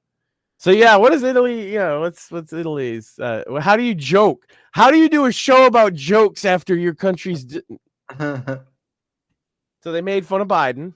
Well, okay. Do you want to see it? Because I just pulled it up. Oh my god, is it full of like Italianisms like Yeah, it's awesome. It's exactly everything you would. It's everything you think. I apologize to all of our Italian viewers out there. I apologize I apologize that you're Italian. I'm sorry. That sucks. I mean that's not how Morpheus talks. He stutters a little bit more. Yes, he does. He says bibbity bop boopy all the time. I heard him. You heard him. Chat's heard him. Well, I'd just like to apologize to the human race on behalf of myself for all the horrible things that I say on this show. What did the Italians but not to do Italians, to you, though. I mean, look. It's not my fault. Your ancestors are gangsters. You know, and that's kind of cool. It's kind of based. It's kind of based. But also that's you know. That's only Sicily, and we don't really No. It's Rhode Island too. I know all about Buddy Cianci. And look, I supported not only getting him out of jail, but putting him back as mayor because he worked with the mob and they cleaned that city up. All right. I'm just saying it ain't just Sicily. Okay. You don't tell a guy living up in New England that the mob's just a thing in Sicily. Well, I mean, yes, no, toe that fucking family line, Sam. Yeah, that's what they say in court too, ain't it? The mob isn't real. I mean, yeah, all right. I've look. See, that's the difference with the Irish. Yeah, the Irish mob, very real, and they're the reason that the Italians aren't in Massachusetts. Because they're crazy. Because like Whitey Bulger would just like smile and never swear and shoot you in the face.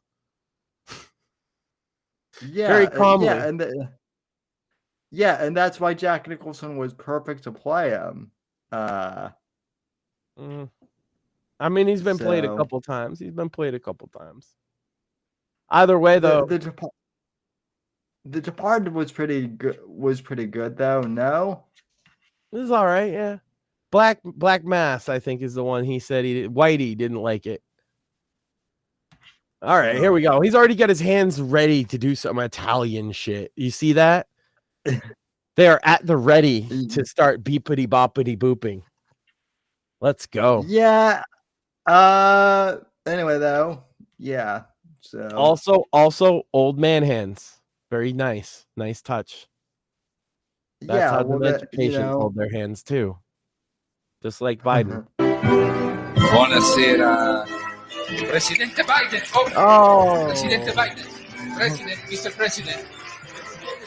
It's okay. You see, it sounds exactly like my impression of Italians, doesn't it? Welcome, benvenuto. Oh, di nuovo. He said, benvenuto. President, Mr. President, ecco. Yeah. Okay. That's okay. Yeah, very good. Italian beat. Sente bene? Yeah. Sì.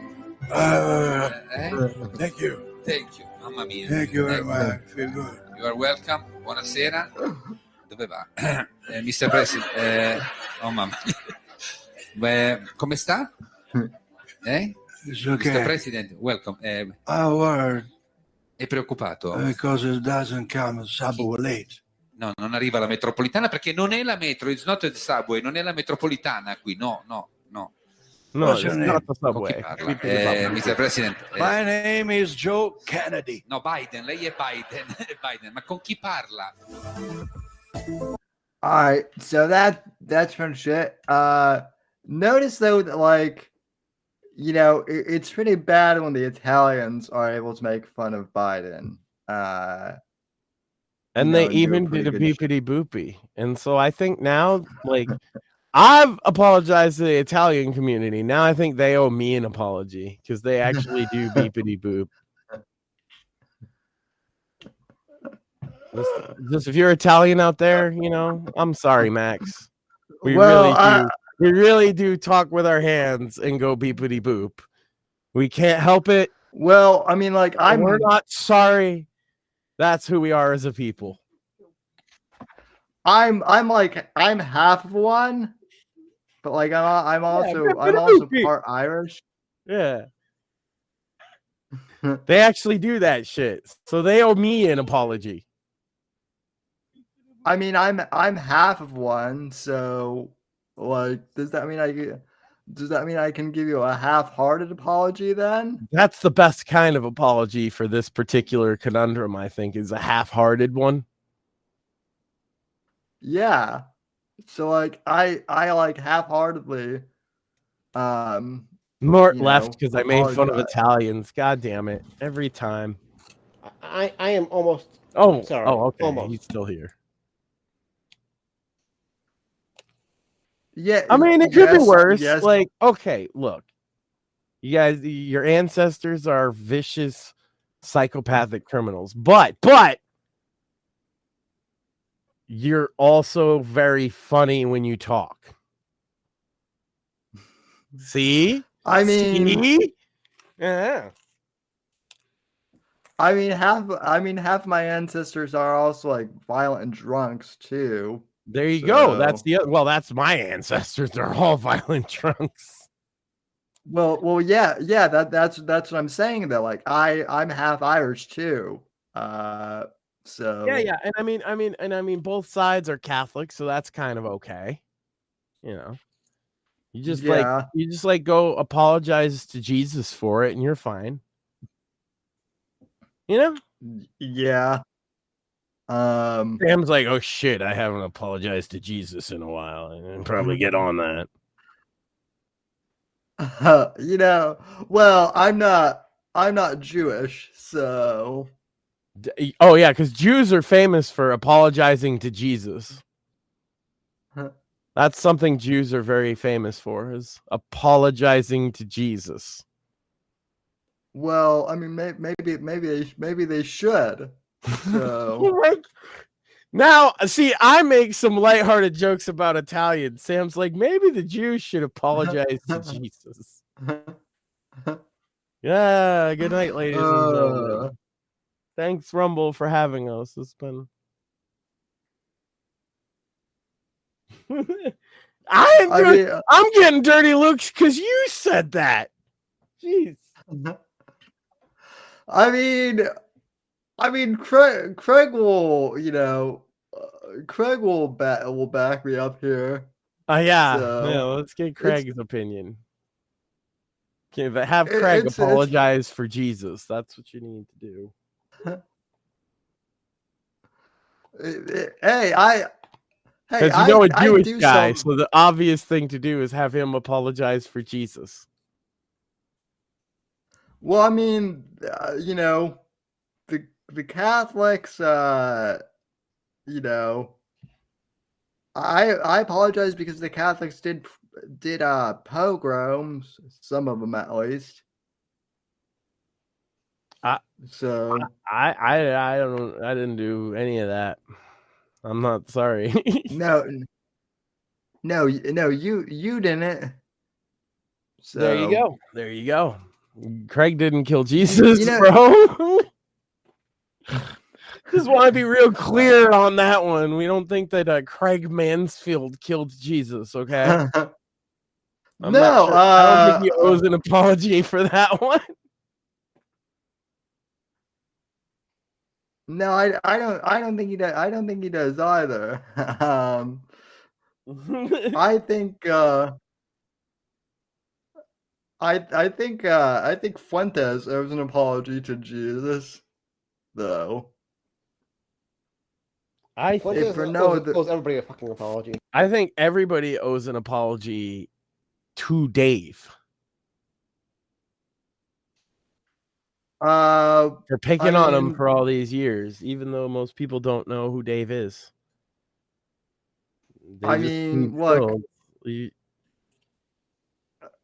Look, if it wasn't for Dave, I wouldn't know that the pineapple tastes like pineapple. That's true. Cutting edge commentary like that is why Dave stayed around for 20 years. His videos now are him. He called. If you didn't listen to this, I put it in the Gilded server, but he called 211, which I guess is like an informational resource hotline for like if you're homeless. And he told them that he needed somebody to come to his house in Delaware, pack his stuff up in a moving van that they would provide, and then take him to New York, where he's from, Hudson Valley, in Poughkeepsie. And also he needs a place to live when he gets there. And also they have to pay for it. And he couldn't understand why all these social workers who were trying really hard to be nice to him had nothing to offer him. And it was the funniest and most frustrating 20 minutes of audio I've ever listened to. My wife listened with me. And we both were just like, they're so nice. But the third lady, at some point, you can tell she realizes what Dave is. She has that moment of clarity, And she's just like, oh, honey child, you could probably ask a local church. She told him, like the only people who can help you is like the Lord. God bless you, honey. I gotta go. And she hung up on him. Yes. Yeah. So what you're saying is we could get Dave to apologize to Jesus then. No, you need to apologize to Dave. Like, Dave's incapable of apologizing to anybody for anything ever. How dare you assume that he would apologize? What? Why? Dave, I don't even know, Dave. If you don't understand, Dave only has one mode. Okay? That mode is to be an overtly aggressive asshole to everybody he ever talks to. Yes, including girls he's trying to fuck. That's how he talks to them too. That's how he talks to his mom. That's how he talks to the postman. That's how he talks to the girl at the store. That's how he talks to his neighbor. That's how he talks to the girl he's trying to sleep with. That's how he talks to his enemy. That's how he talks to his best friend. Do you understand? Dave is only capable of being an asshole. And you follow him, why? Because that's the most fascinating shit I've ever seen. How does he live? He can't not be an asshole for 5 seconds, Sam. 5 seconds. He can't be polite. He'll say something polite to make you think that he's just being an asshole by saying it. Because he is. There is not a nice bone in Dave's. He doesn't know how to communicate any other way but by being an absolute and utter douchebag. At all times. Okay. In every word that he says. So this gives me an idea for like a reality show. You put Dave and I in an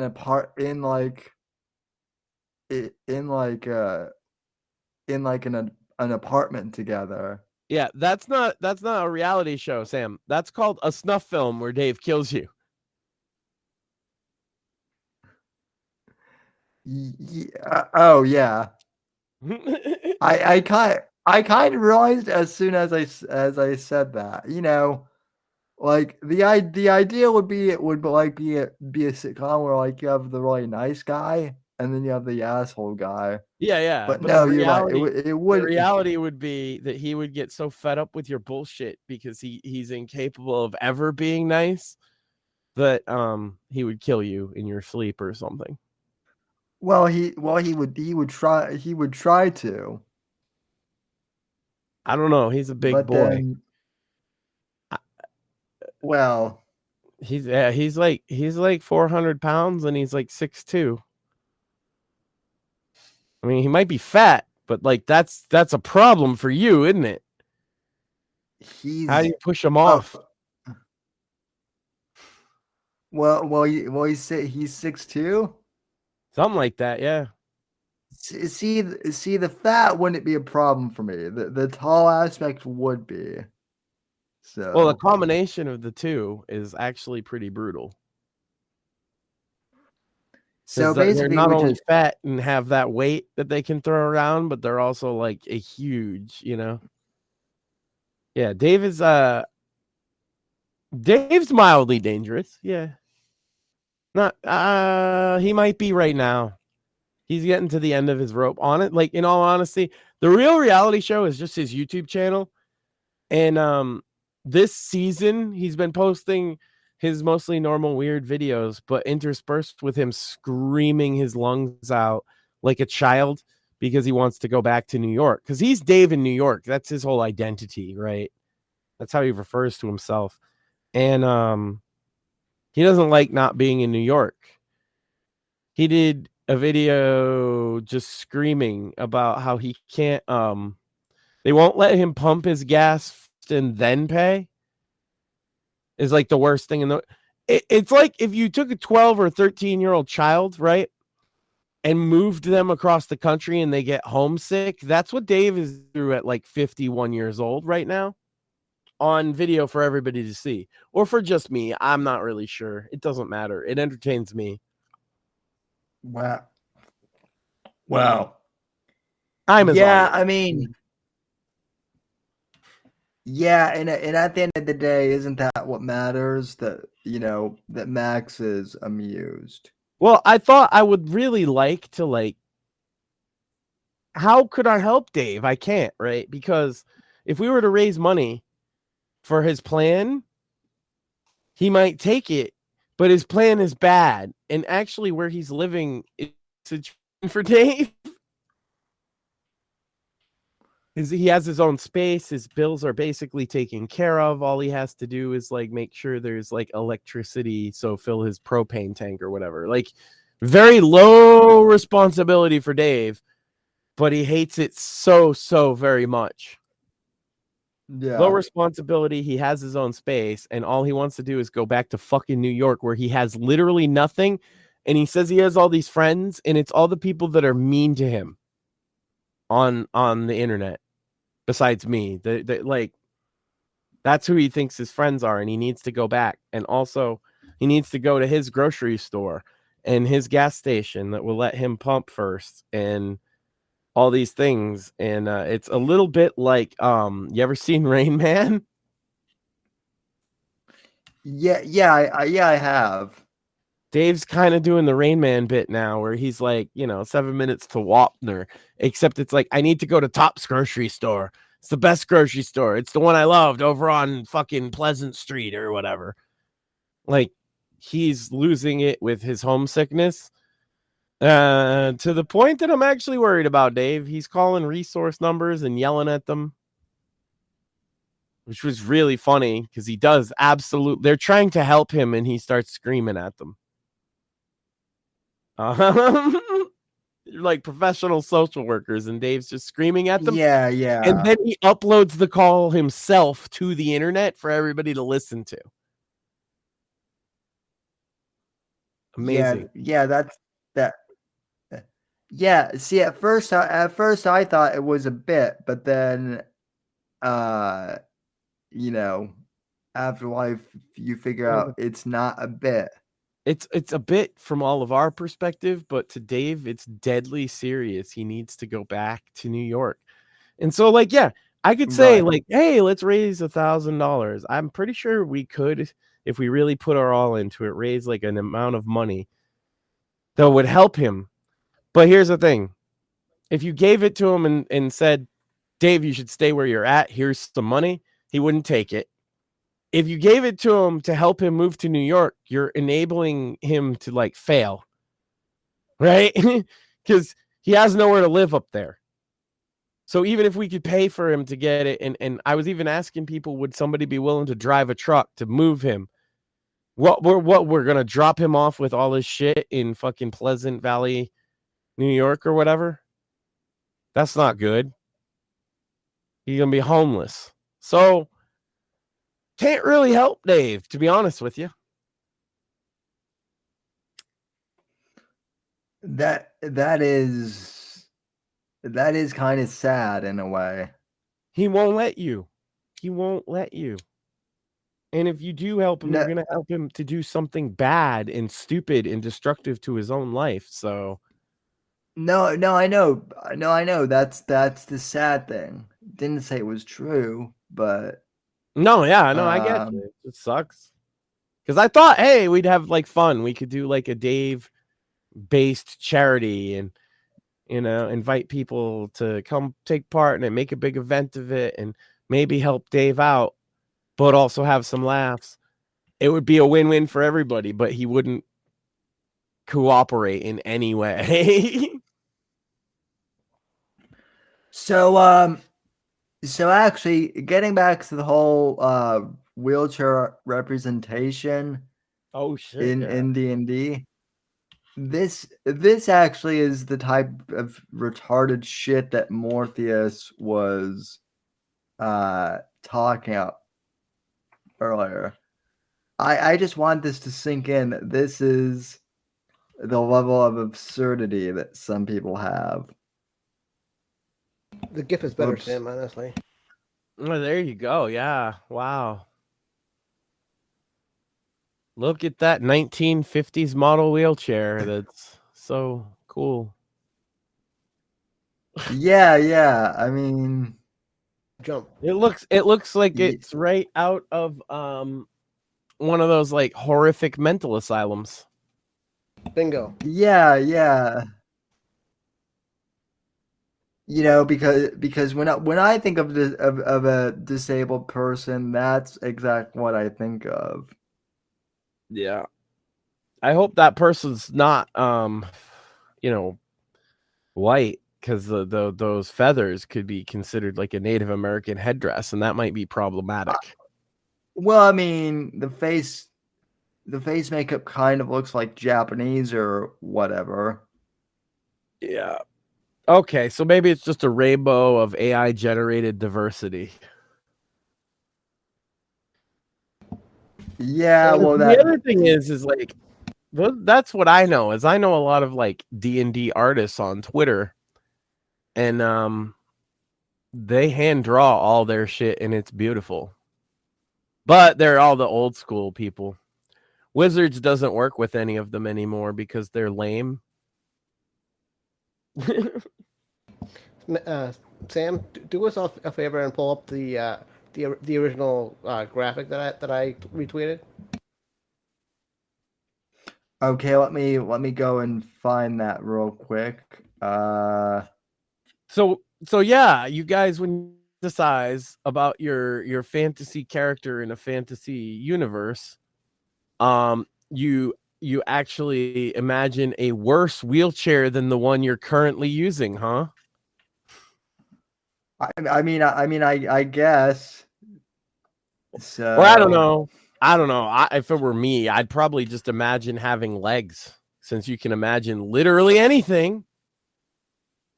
Yeah, I mean, look, It present if I less had problems as a game. See, I've had people who are in wheelchairs and shit at my games, and like none of them have ever mentioned being in a like it's not something that they would even bring up for their character. You know what I mean? Yeah, for me They're personally, just like, I'm a dwarf. I don't bring up, hey, I'm in a wheelchair when I'm online, unless I'm trying to make a point. No, but I mean in real life. Yeah, no, Well, that too. Their character doesn't have a fucking wheelchair, and it's never mentioned. They don't bring it up. Exactly. They're just playing the game like anybody else, and they want to be a dwarf or a fucking elf or whatever. Jesus. Why wouldn't you? yeah, no. You can be anything. You could be anything, Sam. Would you say, I want to be in a worse wheelchair than the one I'm currently sitting in? No, I mean, look, if let's just say I had to go the crippled route, if you had to, I mean, I would opt it wouldn't for be your first choice, obviously, because that's stupid. Right, I'm going the but triple like, route. I'm going the Professor X route. Yeah, you can make it cool.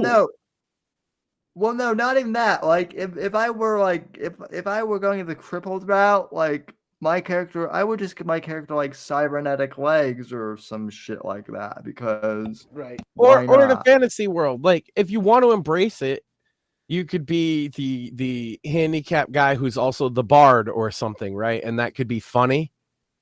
There's ways you could do it, but in my experience, and I have been at a bunch of games where crippled people have played, they don't choose crippled characters. You know, it's also funny. Black guys don't necessarily choose black characters. Wow.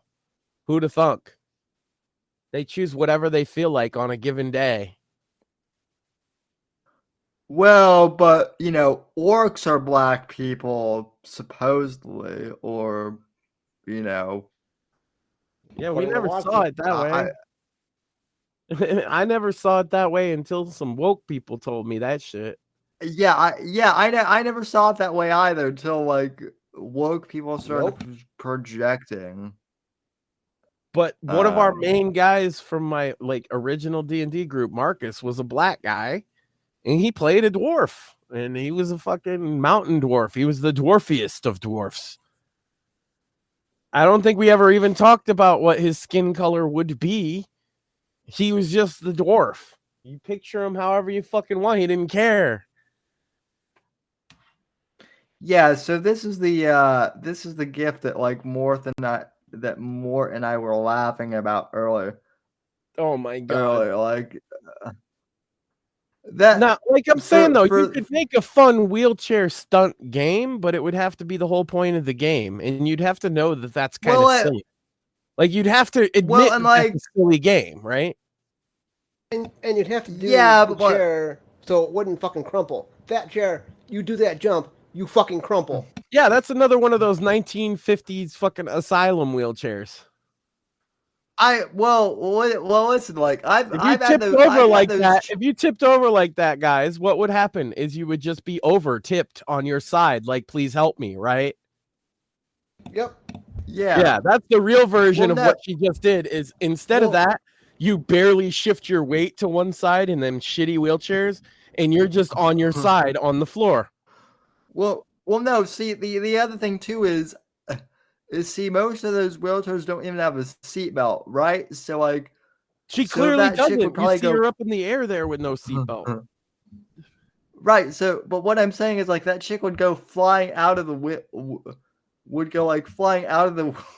Yeah, I'm wheelchair. saying that tip at the end, you don't need to tip it that far for one of them things to fall over on you. Am I right? Right. Correct. No, you're up. You barely absolutely fucking, right, you like- barely tilt to the right, and you're already like on your way.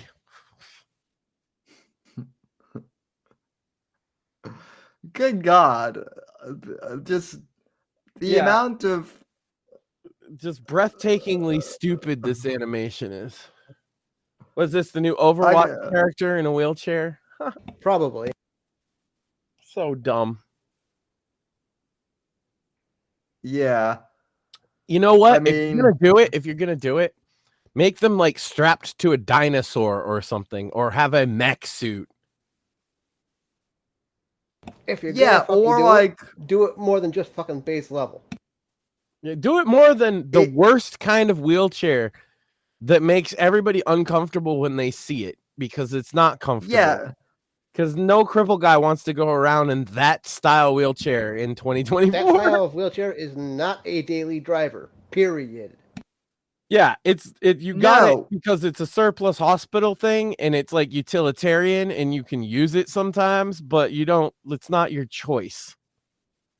Well, yeah, that's actually like the like, and more if this can back me up on this too, like just from like a posture perspective too, like that's the worst.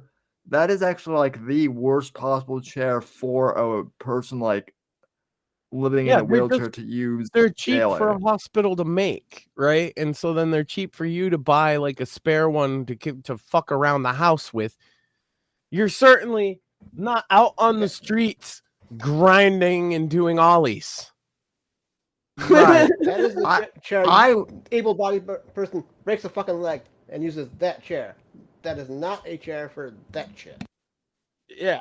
No, because you have to sit in the chair every day, and them shits wouldn't be comfortable for one day. Fuck no.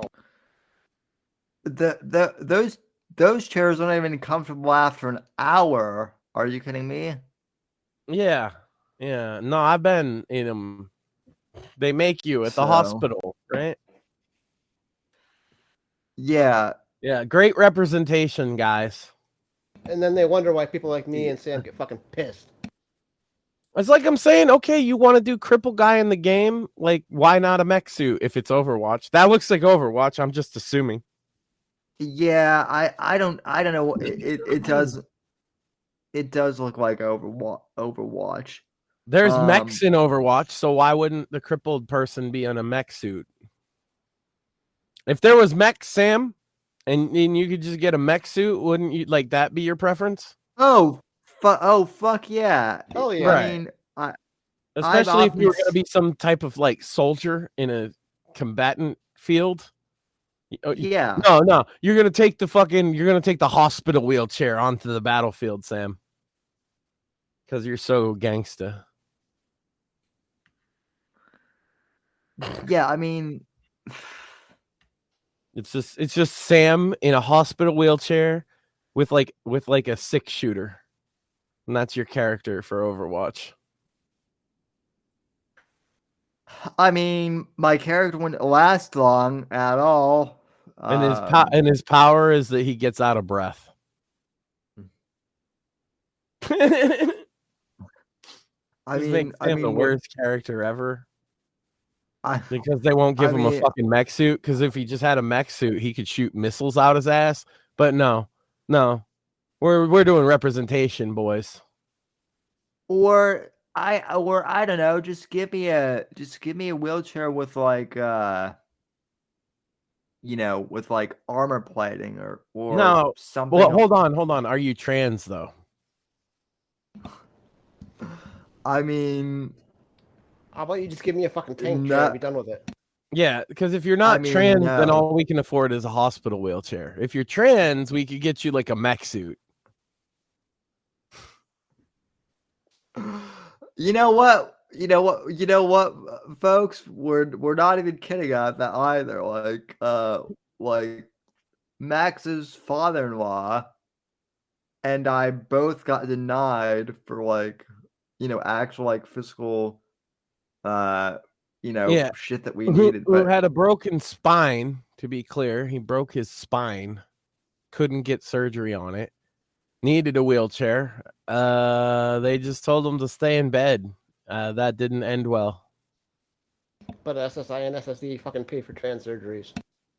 Yeah. If you're trans, you're disabled, and they'll pay for everything. Yeah. But it's not a mental illness. You're not allowed to say it's a mental illness, even though they can literally get the system to pay for it, saying it's a mental illness, right? And they'll pay like 50,000 too. No, that's what the average total transition costs. So I am extrapolating with that. The average transition costs $50,000 total over the lifetime. But it's still $50K. It's still a number you can put on it, right? And then they'll tell you for the $800, almost that shitty of a wheelchair, let's face it, right? Because you're not talking about a power chair. You're talking about like a daily driver for your home. Is in the at least 1K mark. And they're like, nope. They wouldn't pay for like a $3,400 wheelchair. But that's why I am trans now. I'm transhuman, and if you don't make me a cyborg, you're a bigot.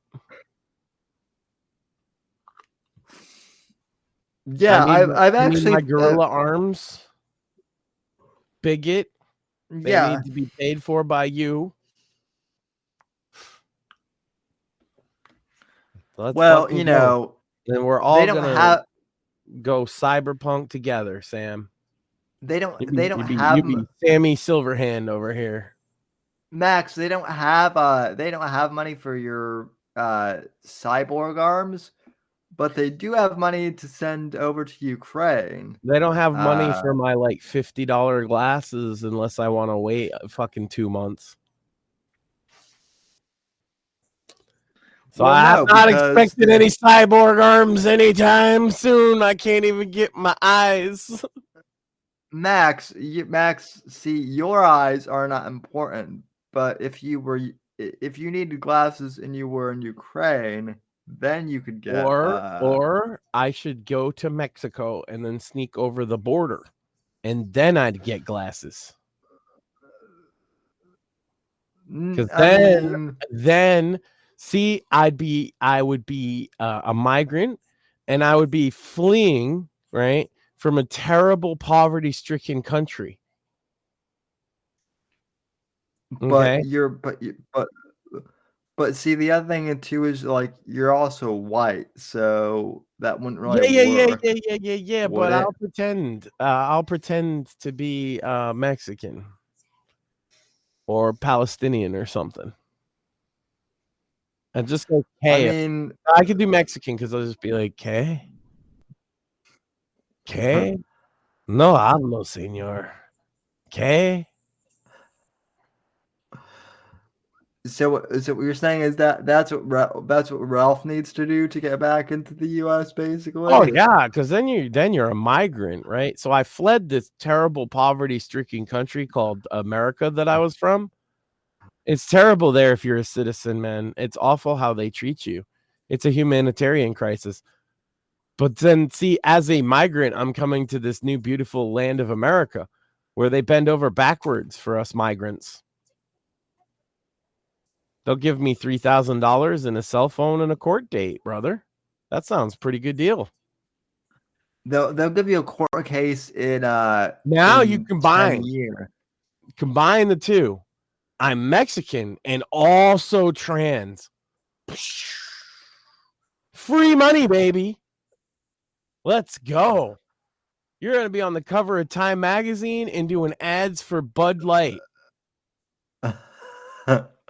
The only problem with that is like no Hispanic people I know are like most Hispanic people I know It's a job that no one wants to do, and I, as a new migrant to this country, am willing to do that job of being the trans migrant and getting all that money, that fat loot. Well, you're brave and stunning, as they say. That's right. I'm not gonna dress any different. I'm not gonna I have long hair. I don't mean, question my sexuality, bigot. And you have long hair, and you have long hair, and it doesn't matter how you look. What matters is how you feel, right? Yeah, I feel extremely feminine when you hand me that bag of money. I'm sure you do. Yeah. So really, in fact, that's the only way to validate my gender expression identity is by handing me a big bag of money. That makes me feel validated, you see. So we need to get this done. I just need to get to Mexico. It's fine. I mean, same thing. It would really make me feel validated if someone gave me like $100K, every month. That would be very validating, and it would help with your mental health. That's important, I'm told. Yeah, well, I suffer from anxiety. There you go. Yeah, you get anxious when you don't have a big bag of money. I do. Don't we all? Like having. Where's the government? There's where's this socialism I hear about? I get anxious when I don't have a big bag of money, and they're supposed to help with my anxiety. Where's my big bag of money? God damn. I mean, that's always failing. Yeah, that's the real. In fact, not only do they not have a big bag of money to help with my anxiety, it seems like all the big bags of money there are disappearing. It's weird. Yeah, that's a shocker. The fucking mystery how that happens. It's almost like it's by design. It's almost like they're giving it to trannies who are crying about needing big bags of money. But that couldn't be the case. Because they're all stunning and brave and good people. Just by virtue of being trans, they are obviously all good people. And none of them are pedophiles. Ever, ever, ever. No, I mean, that would never even enter my mind. So we got to make sure to pledge allegiance to the pride flag of the United States of America and to the Black National Anthem for which it stands, one nation under diversity, with equity and inclusion for all. One nation under Satan. Actually, because are you specifying any particular religion, Sam? I'm sensing a little hostility here. I think that's kind of bigoted. You're going to need to tone it down. No. They had the satanic right, but we're not lifting any one religion over another, Sam. That's not what we do.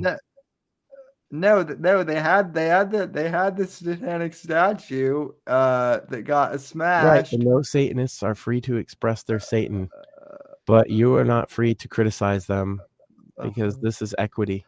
No, I'm not. I'm not criticizing them. I think you might be. How they express their genders between them and Satan. Okay, and you just have to understand and respect that. This is not appropriate for modern audiences. Let me ask you this: is any aspect of our show appropriate for modern audiences? No. I would like to point. No. I would like to point out here,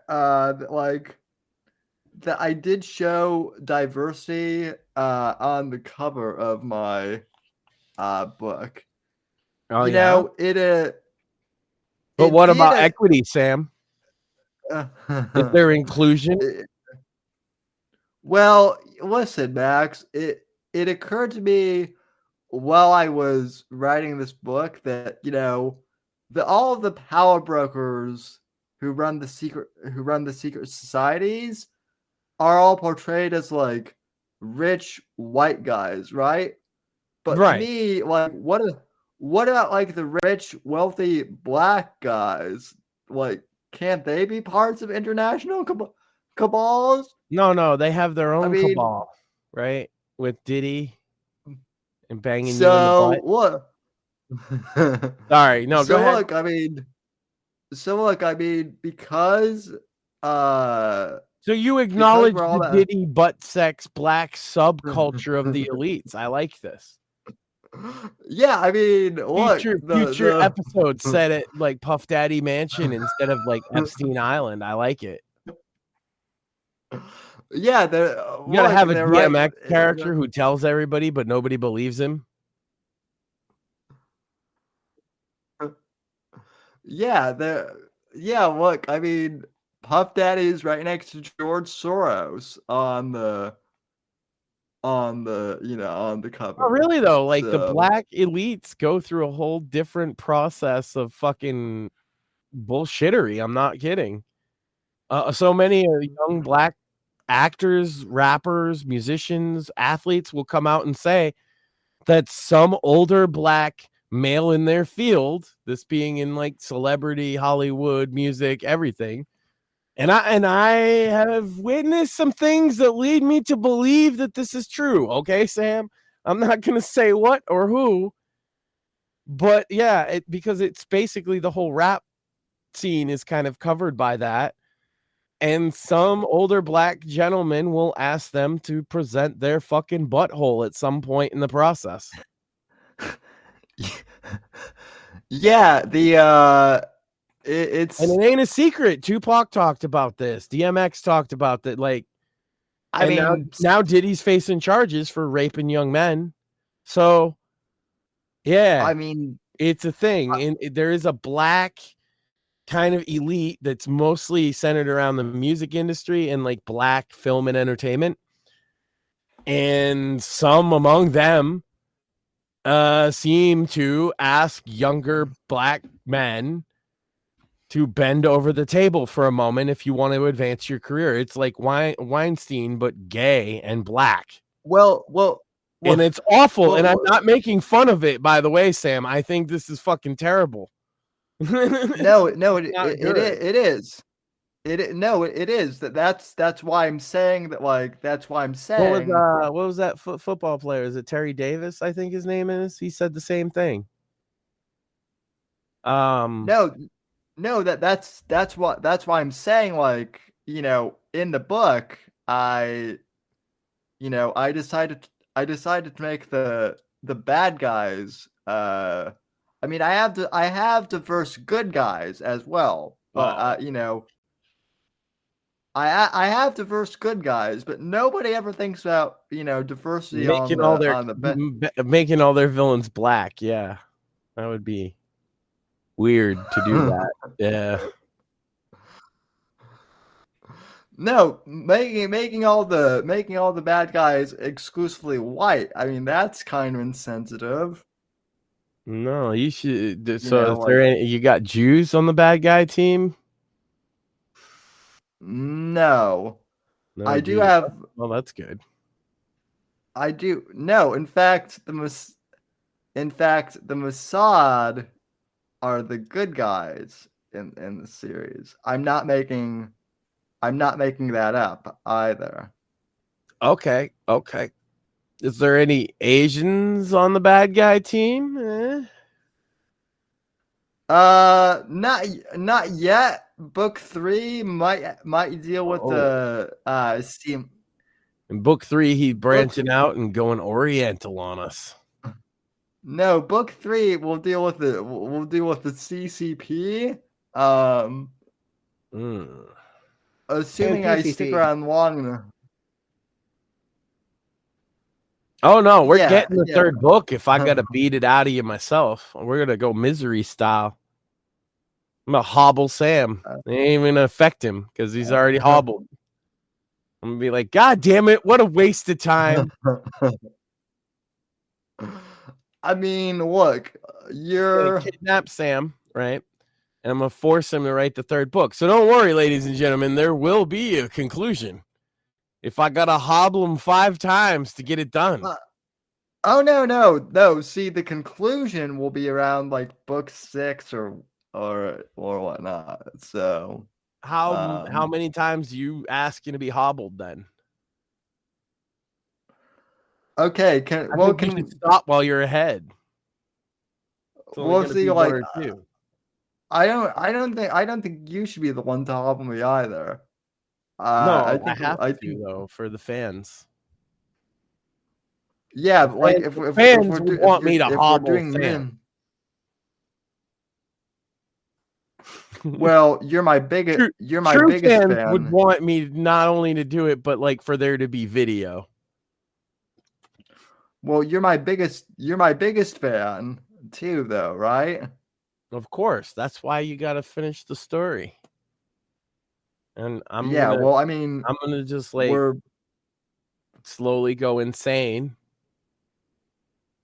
It'll be a thing. It'll be fun. We're getting the third book, is all I'm saying. No, we totally are getting the third book, and I'm just saying, like, we're gonna take you to a remote cabin in the woods and proceed to torture you until you finish it. I mean, as long as the cabin has like Wi-Fi, so I can use my. How am I gonna give you Wi-Fi? You just call for help, motherfucker. It's not a kidnapping. Yeah, but I used dictation. Sam doesn't even think of that, right? Sam's like, I just gotta make sure I keep up with the news and do my show. I'm like, dude, you gonna call for help? Sam's like, no, I need help. I got Wi-Fi. No, my whole thing is just like I need speech to text. So, so I'll be me. I'll be sitting there with a baseball bat next to me, with a little typewriter. Let's just write down what you say. So if you okay. So yeah, if you want to do that, then yeah, that's fine. So it's not about a want, Sam. The people need the book, and so if I have to beat you with the baseball bat to finish it, then that's what's gonna happen. We can't disappoint. I mean, listen.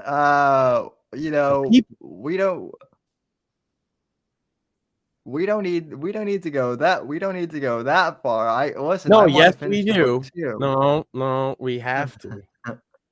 Book 2 is in the can. You've done a great job. So we gotta get you said if you last that long, and I'm saying you're gonna last that long if I have to beat you.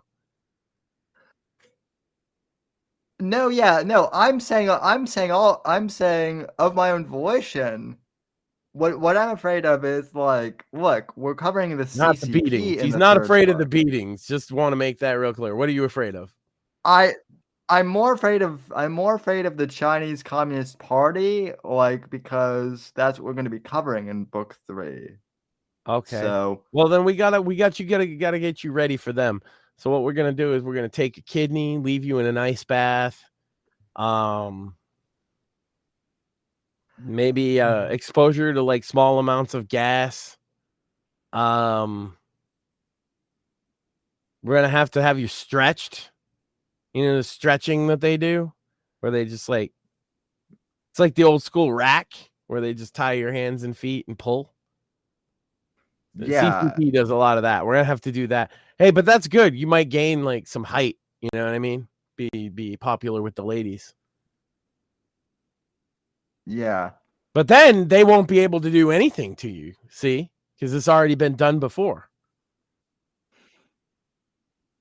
So We just got to use like the most horrific forms of CCP torture on you, and then you'll be like a one-man army. Video games have led me to believe that all you need is a hospital wheelchair,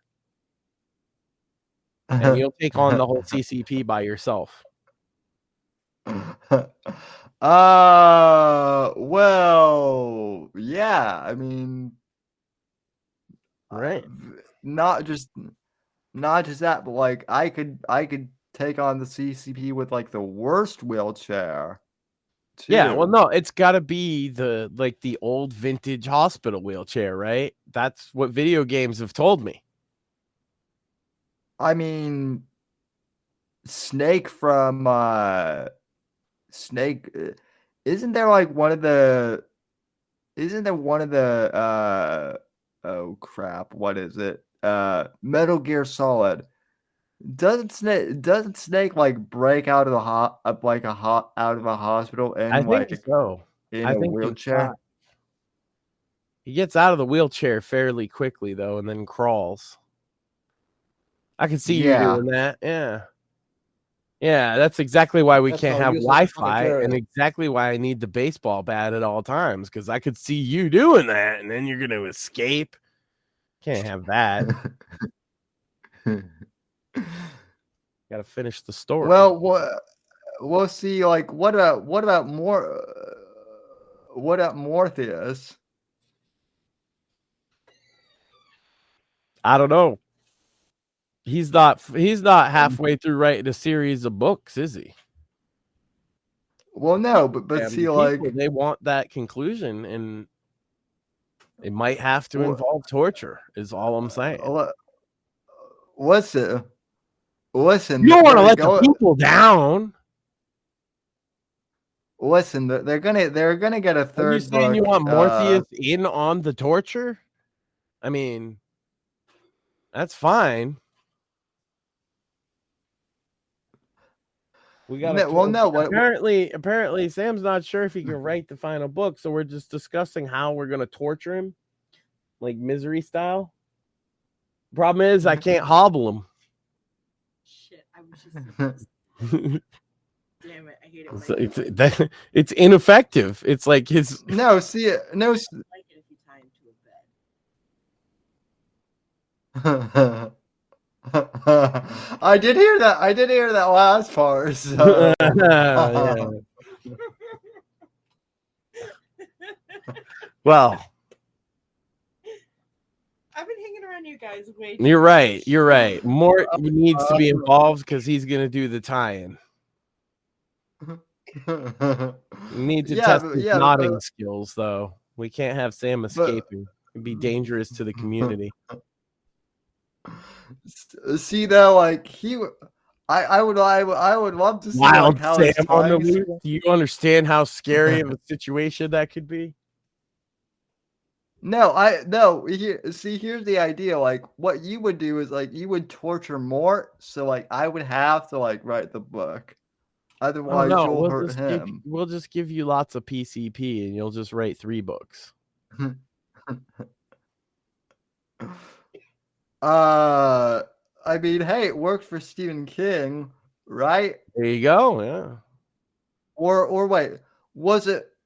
I think he was PCP or LSD. heroin? Oh, okay. Either way, it's gonna be great. Yeah, We're getting that book out to the people. That's what's important. Well, yeah, actually, I do have the name of the third book.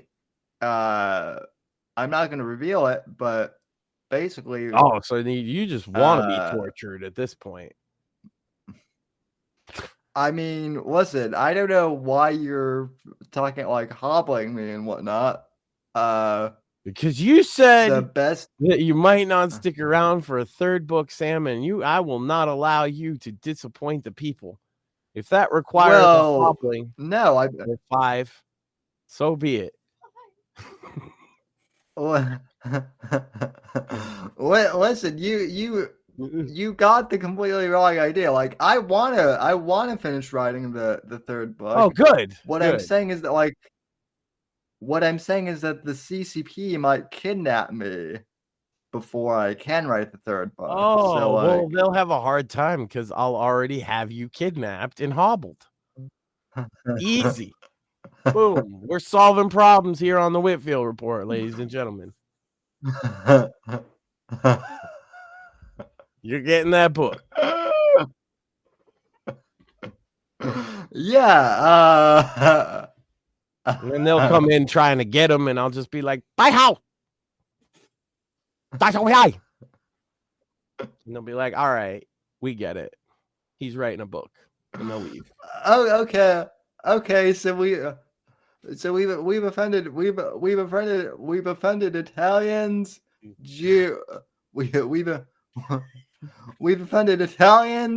Jews, and now Chinese people.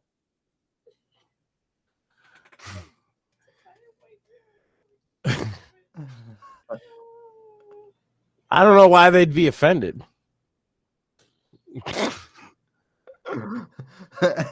and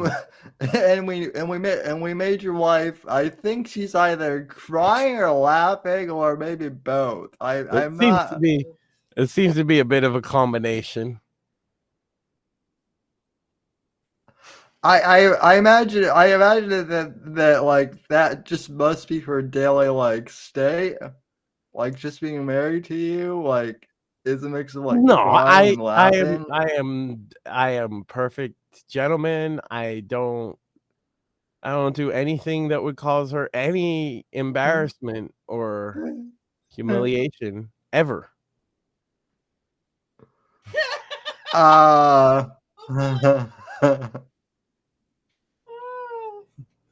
Why would I ever do such a thing?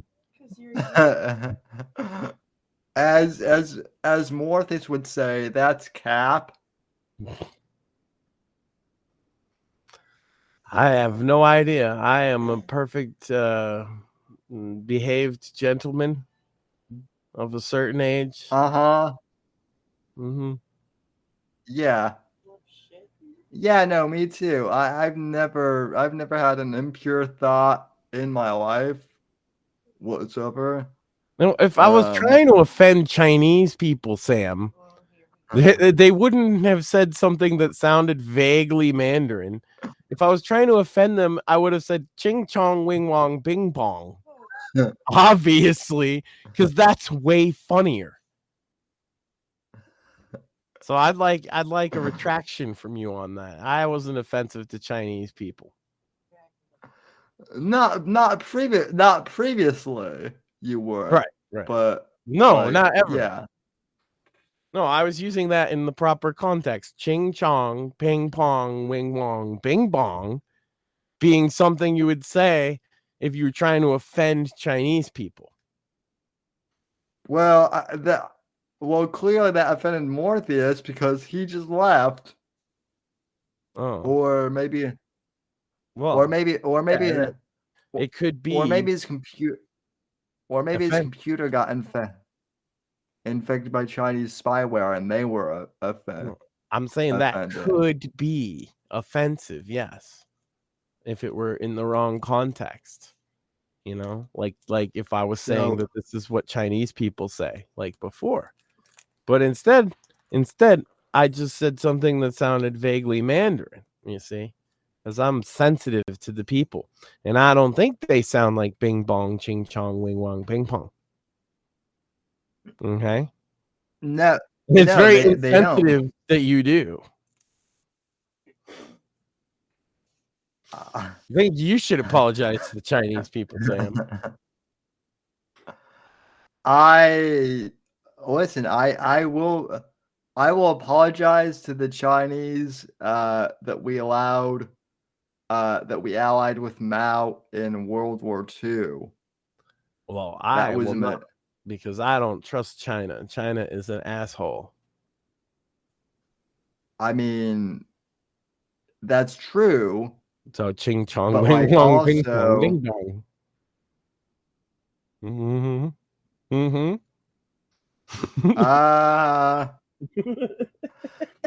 No, I mean, what? I mean, and also Yeah, just your reaction, how it stops you in your tracks. That's the best part. No, it like I'm here I am, like, kind of giving like a heartfelt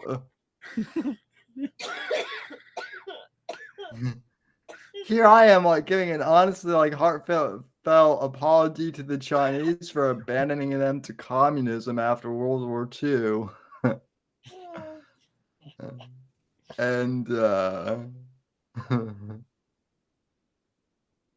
And yeah, yeah, folks. See, you guys thought that the edgy humor would leave with Apex, but oh no, oh no, the edginess.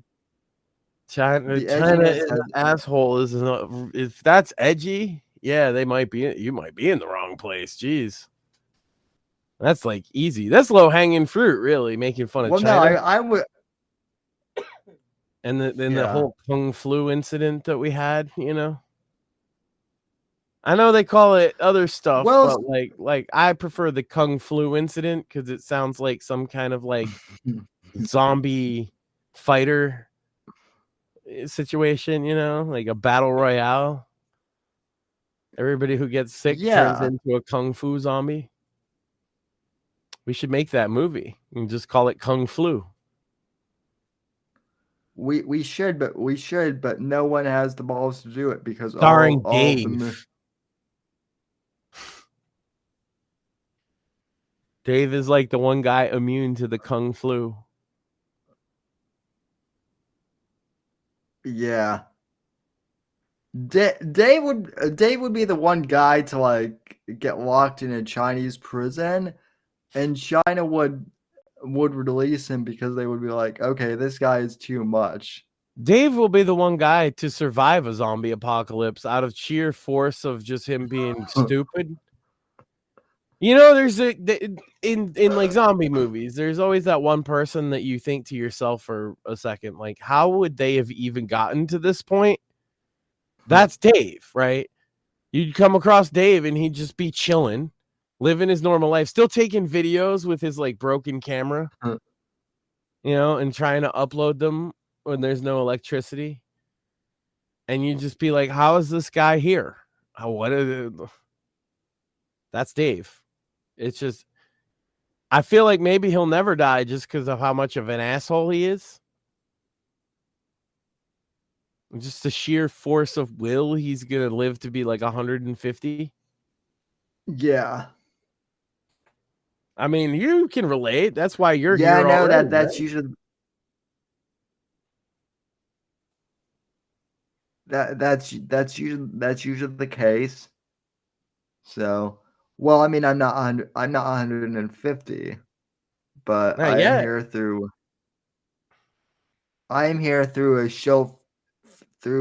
sheer force of will. That's true. Yeah. So's Dave. It's just that his is sheer force of being an asshole. So religiously so. And yeah. So it's like a sacrament to be just a complete cunt to every person you meet. Yeah. You know, I could get behind Daveism in that way. Yeah, I mean, in a way, being Dave, you just have to like say the worst thing you can think of to every person you ever come across.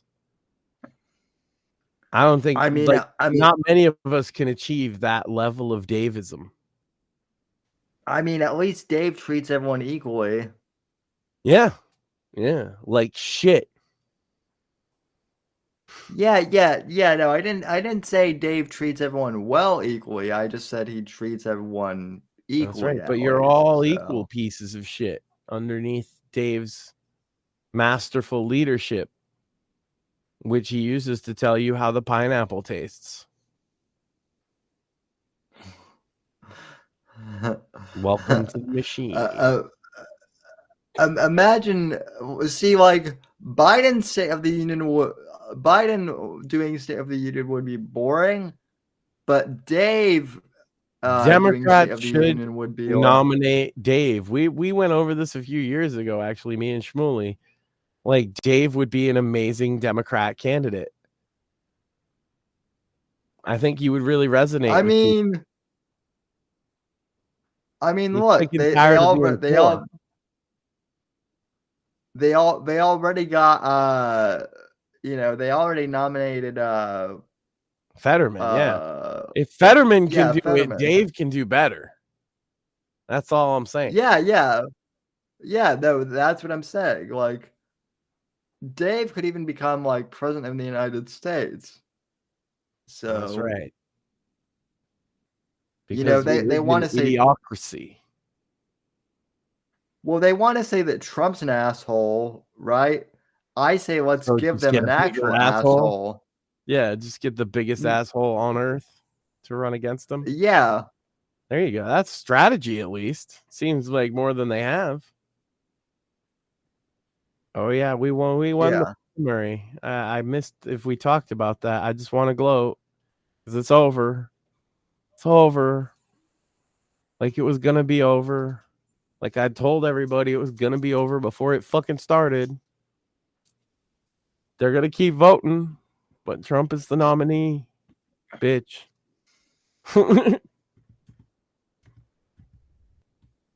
Anything else? Yeah, Anything else? Well, I mean, to be Is fair, there I any do want other to group give that we Nick. haven't offended? Have we offended gays?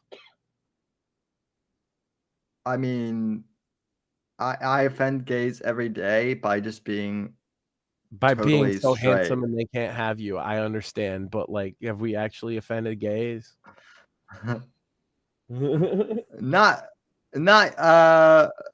yet, but I mean, they're a bunch of faggots anyway. So God damn it, Sam. what if Now if- they're if- less likely to want your body. You know that, right? Or more. Actually, maybe more. Listen, if Melanie Mack can say it and not get banned, you know, like I've got Right, you're I've got exactly triple- the same as like a young female influencer that has 1 billion fans, huh? No, I'm actually like I've actually got better cover than her because like I can play the disability card, right? Wait, she's not? So, I thought she was retarded. but tis. So Oh. No, wait, there was a joke there?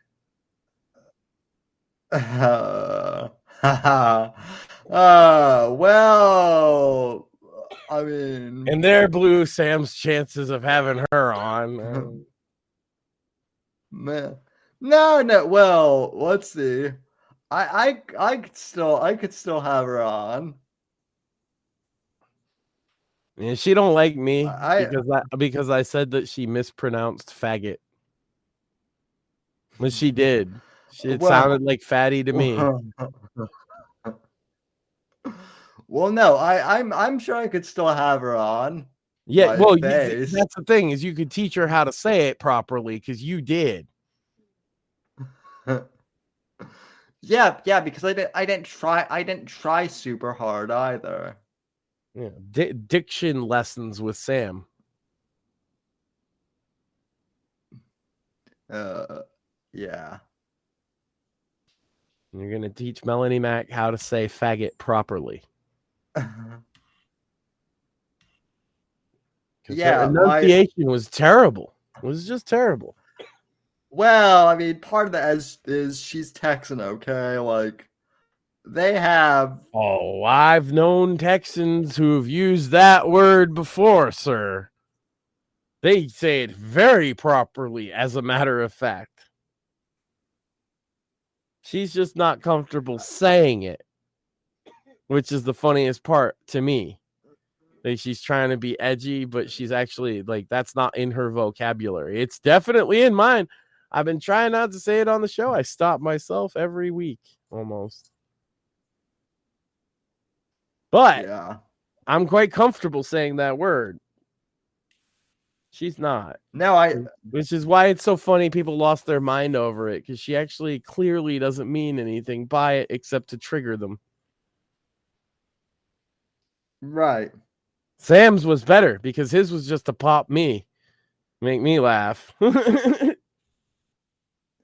Yeah. And to be Well, way the other- edgier than everything I've done tonight just to derail the show. He's like, oh, yeah? Oh, yeah, Max?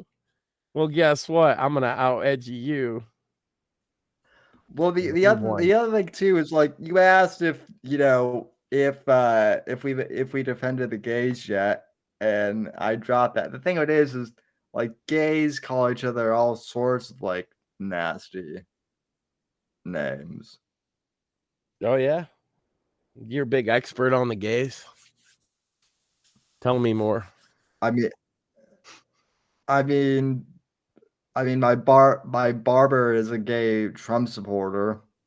Yeah. So What's he do for also, fun? well, like he goes to Trump rallies, and like no. Well, I don't know. I don't know. I mean, he could. I bet. I mean, so you think okay? So your barber, you think he's hot? no, I'm. I don't know. So the thing with it is he does is you wouldn't know he's gay unless he told you. Only if he really trusts you. Yeah, I mean, look at Dalek. You know. What about him?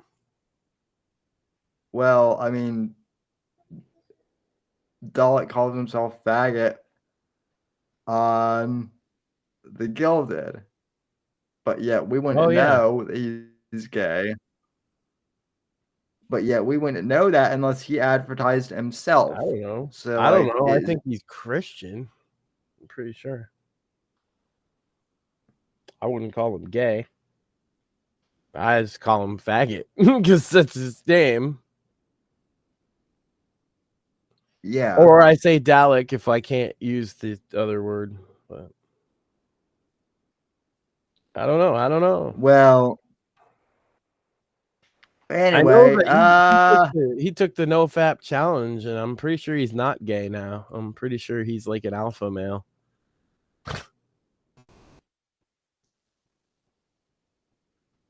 Well, I mean, yeah, he's always had alpha male energy. Yeah, but jacking it was holding him back. Ask him. I'm telling. Don't listen to me. I will ask him. I know that he used to pop in chat, but I also know that he's been busy. So as we all have, man. I've been busy being blind. Yeah. Yeah, well, I wish you could get your glasses back. Me too. So, because then I could see.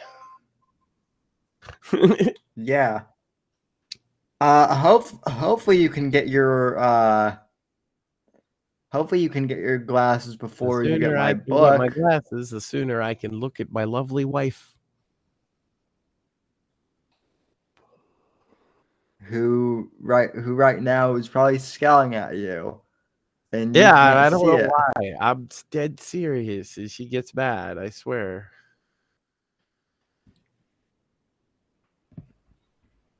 I guess I should have said I could see so that I could play video games or something. But no.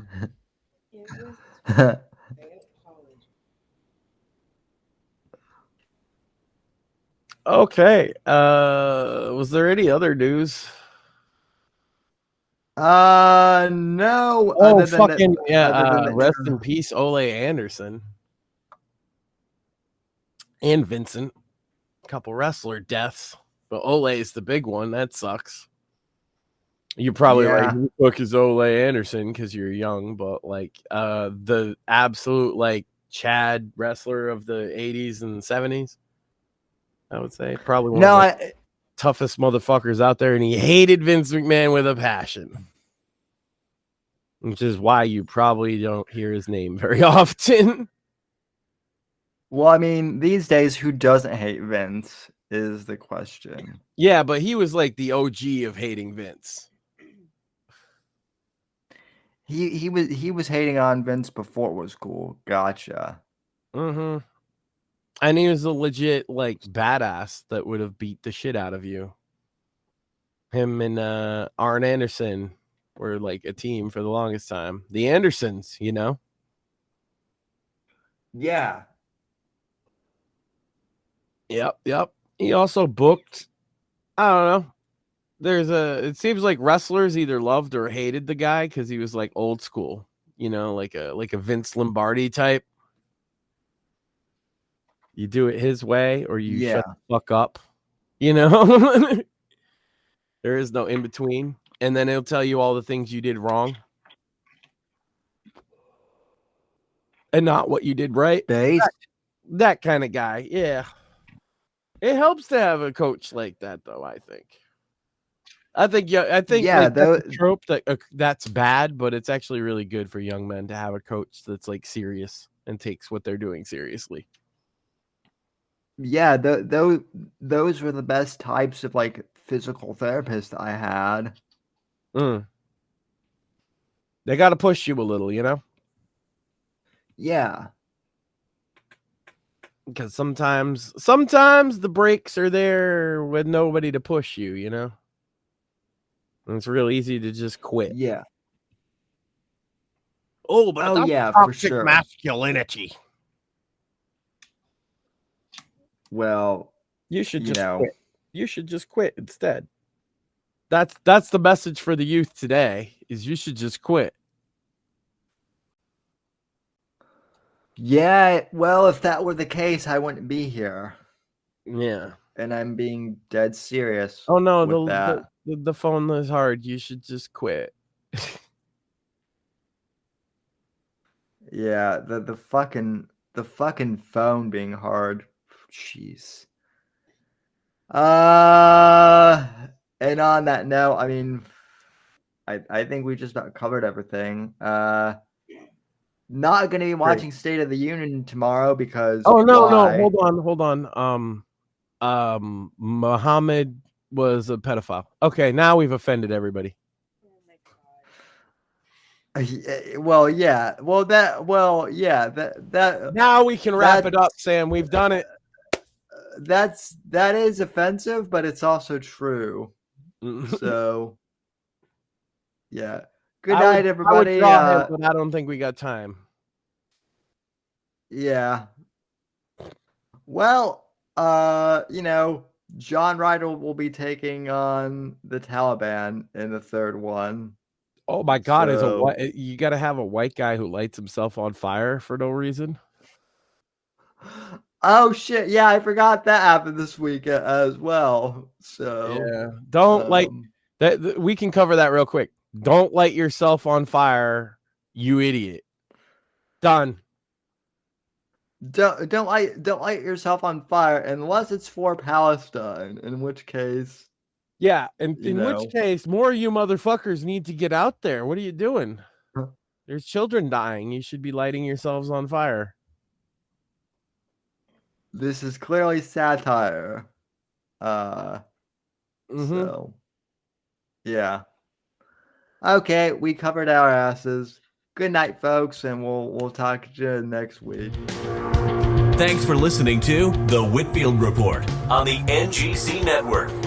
Please visit Sam's website at www.thesamwhitfield.com and support Sam on Patreon at patreon.com/Whitfield Report.